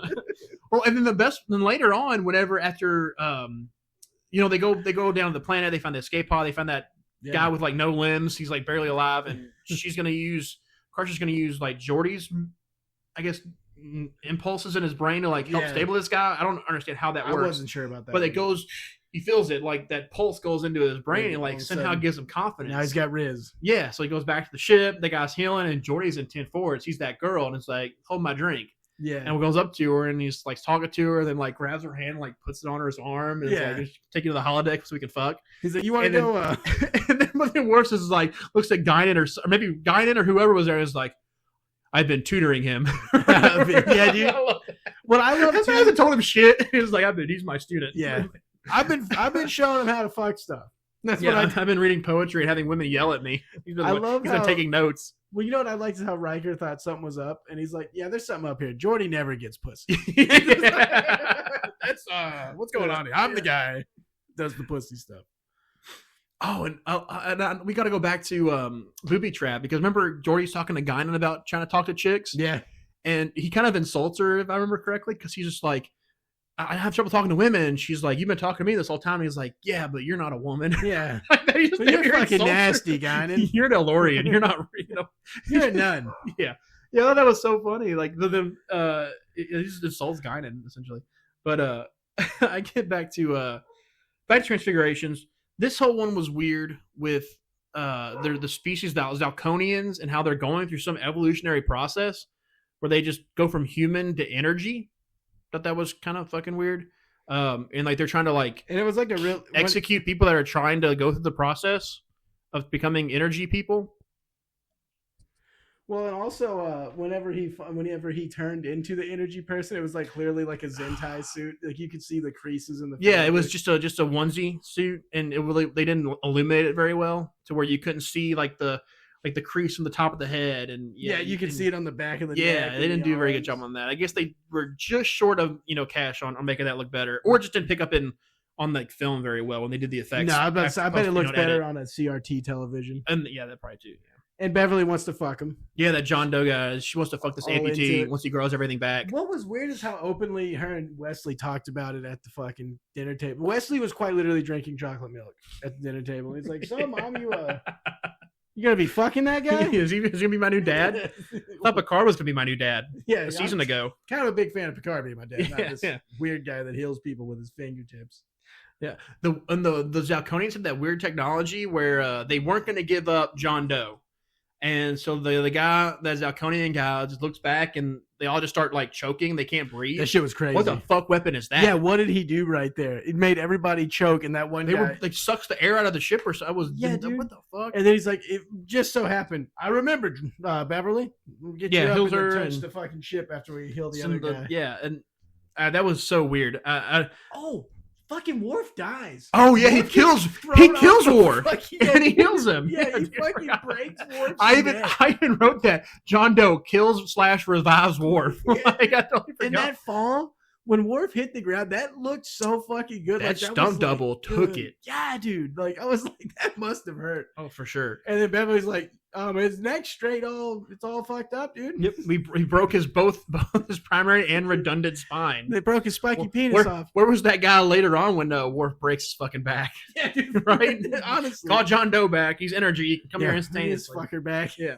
And that was a good episode. Kind of a weird one. The Zalconians are dicks. They are to their own people. Shit, yeah. We can't have you be enlightened. I feel like they should have put this episode before Menage a Trois. I agree. Made that 24 or 25. Couldn't agree more. Yeah, and then because now we can just go straight into Best of Both Worlds. I think we're done with that episode. Yeah, this is the penultimate episode. This episode's amazing. Yes, dude. The first, I'm pretty sure, like, obviously the first cliffhanger in Trek. Yeah, I actually haven't even started the 4th season just because I wanted to save it. I watched that cliffhanger. Make this fresh. Yeah, just because I liked it. Yeah, I mean, we get the Borg attack. Admiral Hansen of the band Hansen shows up with Lieutenant Lieutenant Commander Shelby. Yeah, dude. Massive cunt. Dude, total bitch. Get over your career. Yeah. The Borg are literally a quadrant ending, they will fuck shit up. And you're worried about your career? Yeah, well, I want to get promoted. I want to take Riker's job. Yeah, dude, and Riker's like, I don't want to be a fucking captain yet. And they're they offer him the Melbourne, which thank God he doesn't, because the Melbourne gets fucking wrecked in the Battle of War 359. Gets fucking absolutely just massacred. And Shelby's just, why are you worried about your career? Do it after we figure this out. Yeah. Why don't you tell people about what you did once it's done? Yeah, exactly. Instead of fucking. And she's just a kind of overstepping Riker. Yeah, dude. She's lieutenant commander. She's not even a commander. Yeah, Riker could have, like, I don't know how all the reprimands work and shit, but like he could. Well, she's not under his command, so he might not be able to. Oh, that's fair. I don't know how. But he that does works. outrank her though. He does, yeah. And well, like they go to that planet where the Borg attacked, and she was already there. She's already there with Data. Yeah. So, I woke up early, and it's like, yeah, but early bird gets to work. And she was kind of right too. Like, obviously, the more they learn, the better. She says there was a storm rolling through, and there's ionic disturbances with this planet, so it could have rolled through and really messed up our readings. We could have got less readings, not as accurate. Yeah. And Riker's just mad, which she should have hey, Commander Riker, Shelby Commander Riker, hey. Sorry to, if you're asleep, sorry to interrupt you. I think we should, up the away mission like another hour or two because we're reading some phenomenon. Commander Data saw it. I'm about to say, maybe we should go down now, start early instead of just going down there with Data. Yeah, like it would have taken her 5 fucking seconds, and if she had just gotten out of her own way and followed protocol, she could have had a better relationship. With Riker immediately, which could have benefited them later on in the episode, in episode 2. Well, and that's what I was saying. I feel like Riker hit it on the head when he's like, I understand. You could have told me. Like, what the fuck? Yeah. and she makes the point, too, is like, well, if the Borg were here, 2 extra people aren't going to change anything. Yeah. Because we know the Borg are, like, fucking unstoppable at this point because our technology is behind theirs. They don't reason. Yeah, exactly. So he's kind of like, oh, yeah, but I love he's in the turbolift with her, and he dresses her down. Bro, it was nice. I'll fucking bump you back down to instant so fast and make your head spin. It was fucking awesome. Yeah, that was so good. And she kind of straightened up after that. Yeah, that was following the away mission. Yeah, but I mean, if she had just, like I said, taken the 5 seconds to get him up earlier, that would have happened. It could have been cool. Yeah. Then she even played poker, like Yeah. Like yeah. And that what's the older admiral's name? Hansen. Admiral Hansen. when he was all like, she'd be a fine first officer, and Picard says something. He's like, just an old man's fantasies, and I was like, fuck you, dude, calm down. He's like, yeah, I'm just trying to, 80's the new 35 in Star Trek. Yeah, all that medical technology. Yeah, but this episode's amazing. I mean, we get more Borg, we get Locutus Borg. Oh yeah, and guess what? Picard gets abducted. Yeah, number 6. Oh my god, yeah, dude, for real. I love abduction. Motherfucker. And of course, Riker plans the rescue. Yeah. And just the end of it, we get into the end. They're already working on that deflector dish weapon. Yeah. Shelby, Data, and Worf, and I think just a security officer who I'm surprised didn't get killed. Yeah. When they go over there, they see Picard. He's slowly getting assimilated. He's got the headgear on with the laser. That turn was so great. He's wearing the turtleneck and has a little bit of armor on him. Yeah, dude, so good. He actually looks fucking kind of scary. Yeah, like Worf tries to run up and get him. That force field knocks him back, and they get off the ship. And then Riker's just like fire. Yeah, and it ends. Dude, if I would have seen that in the 80s, I would have fucking killed somebody. Yeah, I would have been yeah, so upset. yeah. Now you got to wait fucking 6 months for the next episode. You know, bro. like. Dude, I'm gonna watch that tonight. Yeah, dude. So good. But I love this episode. I'm a big Borg fan. Like, they suck, but I love the ship. I love that it's not aerodynamic. It's just a fucking cube. They're just weird geometric shapes. Yeah, they're just turning shit into spheres, cubes. Exactly. You got the command, like when you get to Voyager and you see that transwarp hub and like the Queen's ship is this weird tetrahedron fucking weird ship. Yeah, like her ship's cool. Like. And then in Picard, you see like the Picard show when there's that Borg scene, like they're weird shapes, but they're all like geometric shapes. They all have, but it's very, but they're not. There's no sleekness or design. No, there's not. But that's what I love about it. Yeah. They just get it done. Yeah. That's just what there's like. We just need more of these Borg things. Yeah, we need more people. Go get those people. Yeah. We need more Borg sex up here. What those tubes do? What those tubes do, girl? What them tubes do? Yeah, and that's a perfect way to end. Yeah, it was a great ending. And I almost wish, because I'm already on season 4. I'm halfway through season 4 already, and we're just to talk ahead a little bit. I wish they had made this a TV movie, somewhat like they did Encounter at Farpoint. Yeah, I'm pretty sure in some places they broadcasted Encounter at Farpoint as like a TV movie. Yeah, I wish they had done that with this, because I think episode 2 of season 4, Family. Yeah. I think that would have been a great start to season 4. I agree. I think they should have a TV movie with this, and then season 4's Family, and that's the aftermath of the Battle of War 359 and Picard's rescue, and that. I'm excited for that. Cool. I'm so excited to watch that tomorrow. Yeah. The next 2 weeks. Yeah. But I will say, I think it's more so like, because I don't know what their ratings were like or anything like that, but I feel like they were just like, we do a cliffhanger, we get another season. You know what I mean? Yeah. Yeah. And the best part was that they wrote this episode, and they didn't have anything prepared for part 2 until they started writing. Yeah, they had nothing prepared. I think they even had like a whole new writer's room for season 4, and they were just like, well, we know where it left off. We know all the characters, what their ambitions are, what everything. Now we're going to just start fresh and see where it takes us. Yeah. And where it takes us is just fine. I mean, the resolution to this whole Borg issue is clever. And then of course we get the very emotional episode 2 of season 4 with Family, and it's perfect. And it's just those three episodes, or 2 if you want to count Best of Both Worlds as just one thing. I mean, they're just perfect. They're perfect Trek writing. It's great Trek. It's like I've never watched Trek before. Watch this shit. Yeah, you know what I mean? Watch these 3 episodes for real. Well, and also I am excited for season 4 too. Just a little bit of Timba, his arms wide. Yeah, kind of excited for that. No, that's season 5. Maybe. Is it season 5? Damn it! I thought for sure it was. Yeah, because he's wearing his fucking flak jacket. Yeah, that's season 5. You're right. I'm pretty sure. Yeah. So yeah, we still got one more episode. 4 more weeks before I can see that. Well, let's see. Well, maybe we'll try to do. Maybe we can try and do next week. Record if you're gonna have time. If you're gonna be able to finish season 4. If not, we can wait another week. We can do every 2 weeks. It's not a big deal. So. I will try. I'll tell it to you off podcast, but there's stuff going on. Okay, that's not Trek related. I got you. If we gotta do every 2 weeks, that's totally fine. It gives me more time to actually write notes, because I just finished my notes for season 3 this morning. No, I mean, I kind of did too. I've been so when I watch it, I have my notes out. I'll show you. I have my notes out on my phone. Yeah. And I before I even start the first episode, I go through and label every episode in the title, and then I do bullet points as I go through. I should probably do that. Which I need to do. Well, you do better than I do. Do it all in one night. Like names and shit. I'm like, I have Data gets pussy. Like I have stupid notes. I'm just lucky enough to like have a memory where I remember this shit, but not remember actual important things in real life. That's fair. I feel that. Honestly, I only know my birthday. I don't know anyone else's. But I'm right there with you. I barely remember Sarah's. I know character. It's a big deal. Damn. But no, I mean, I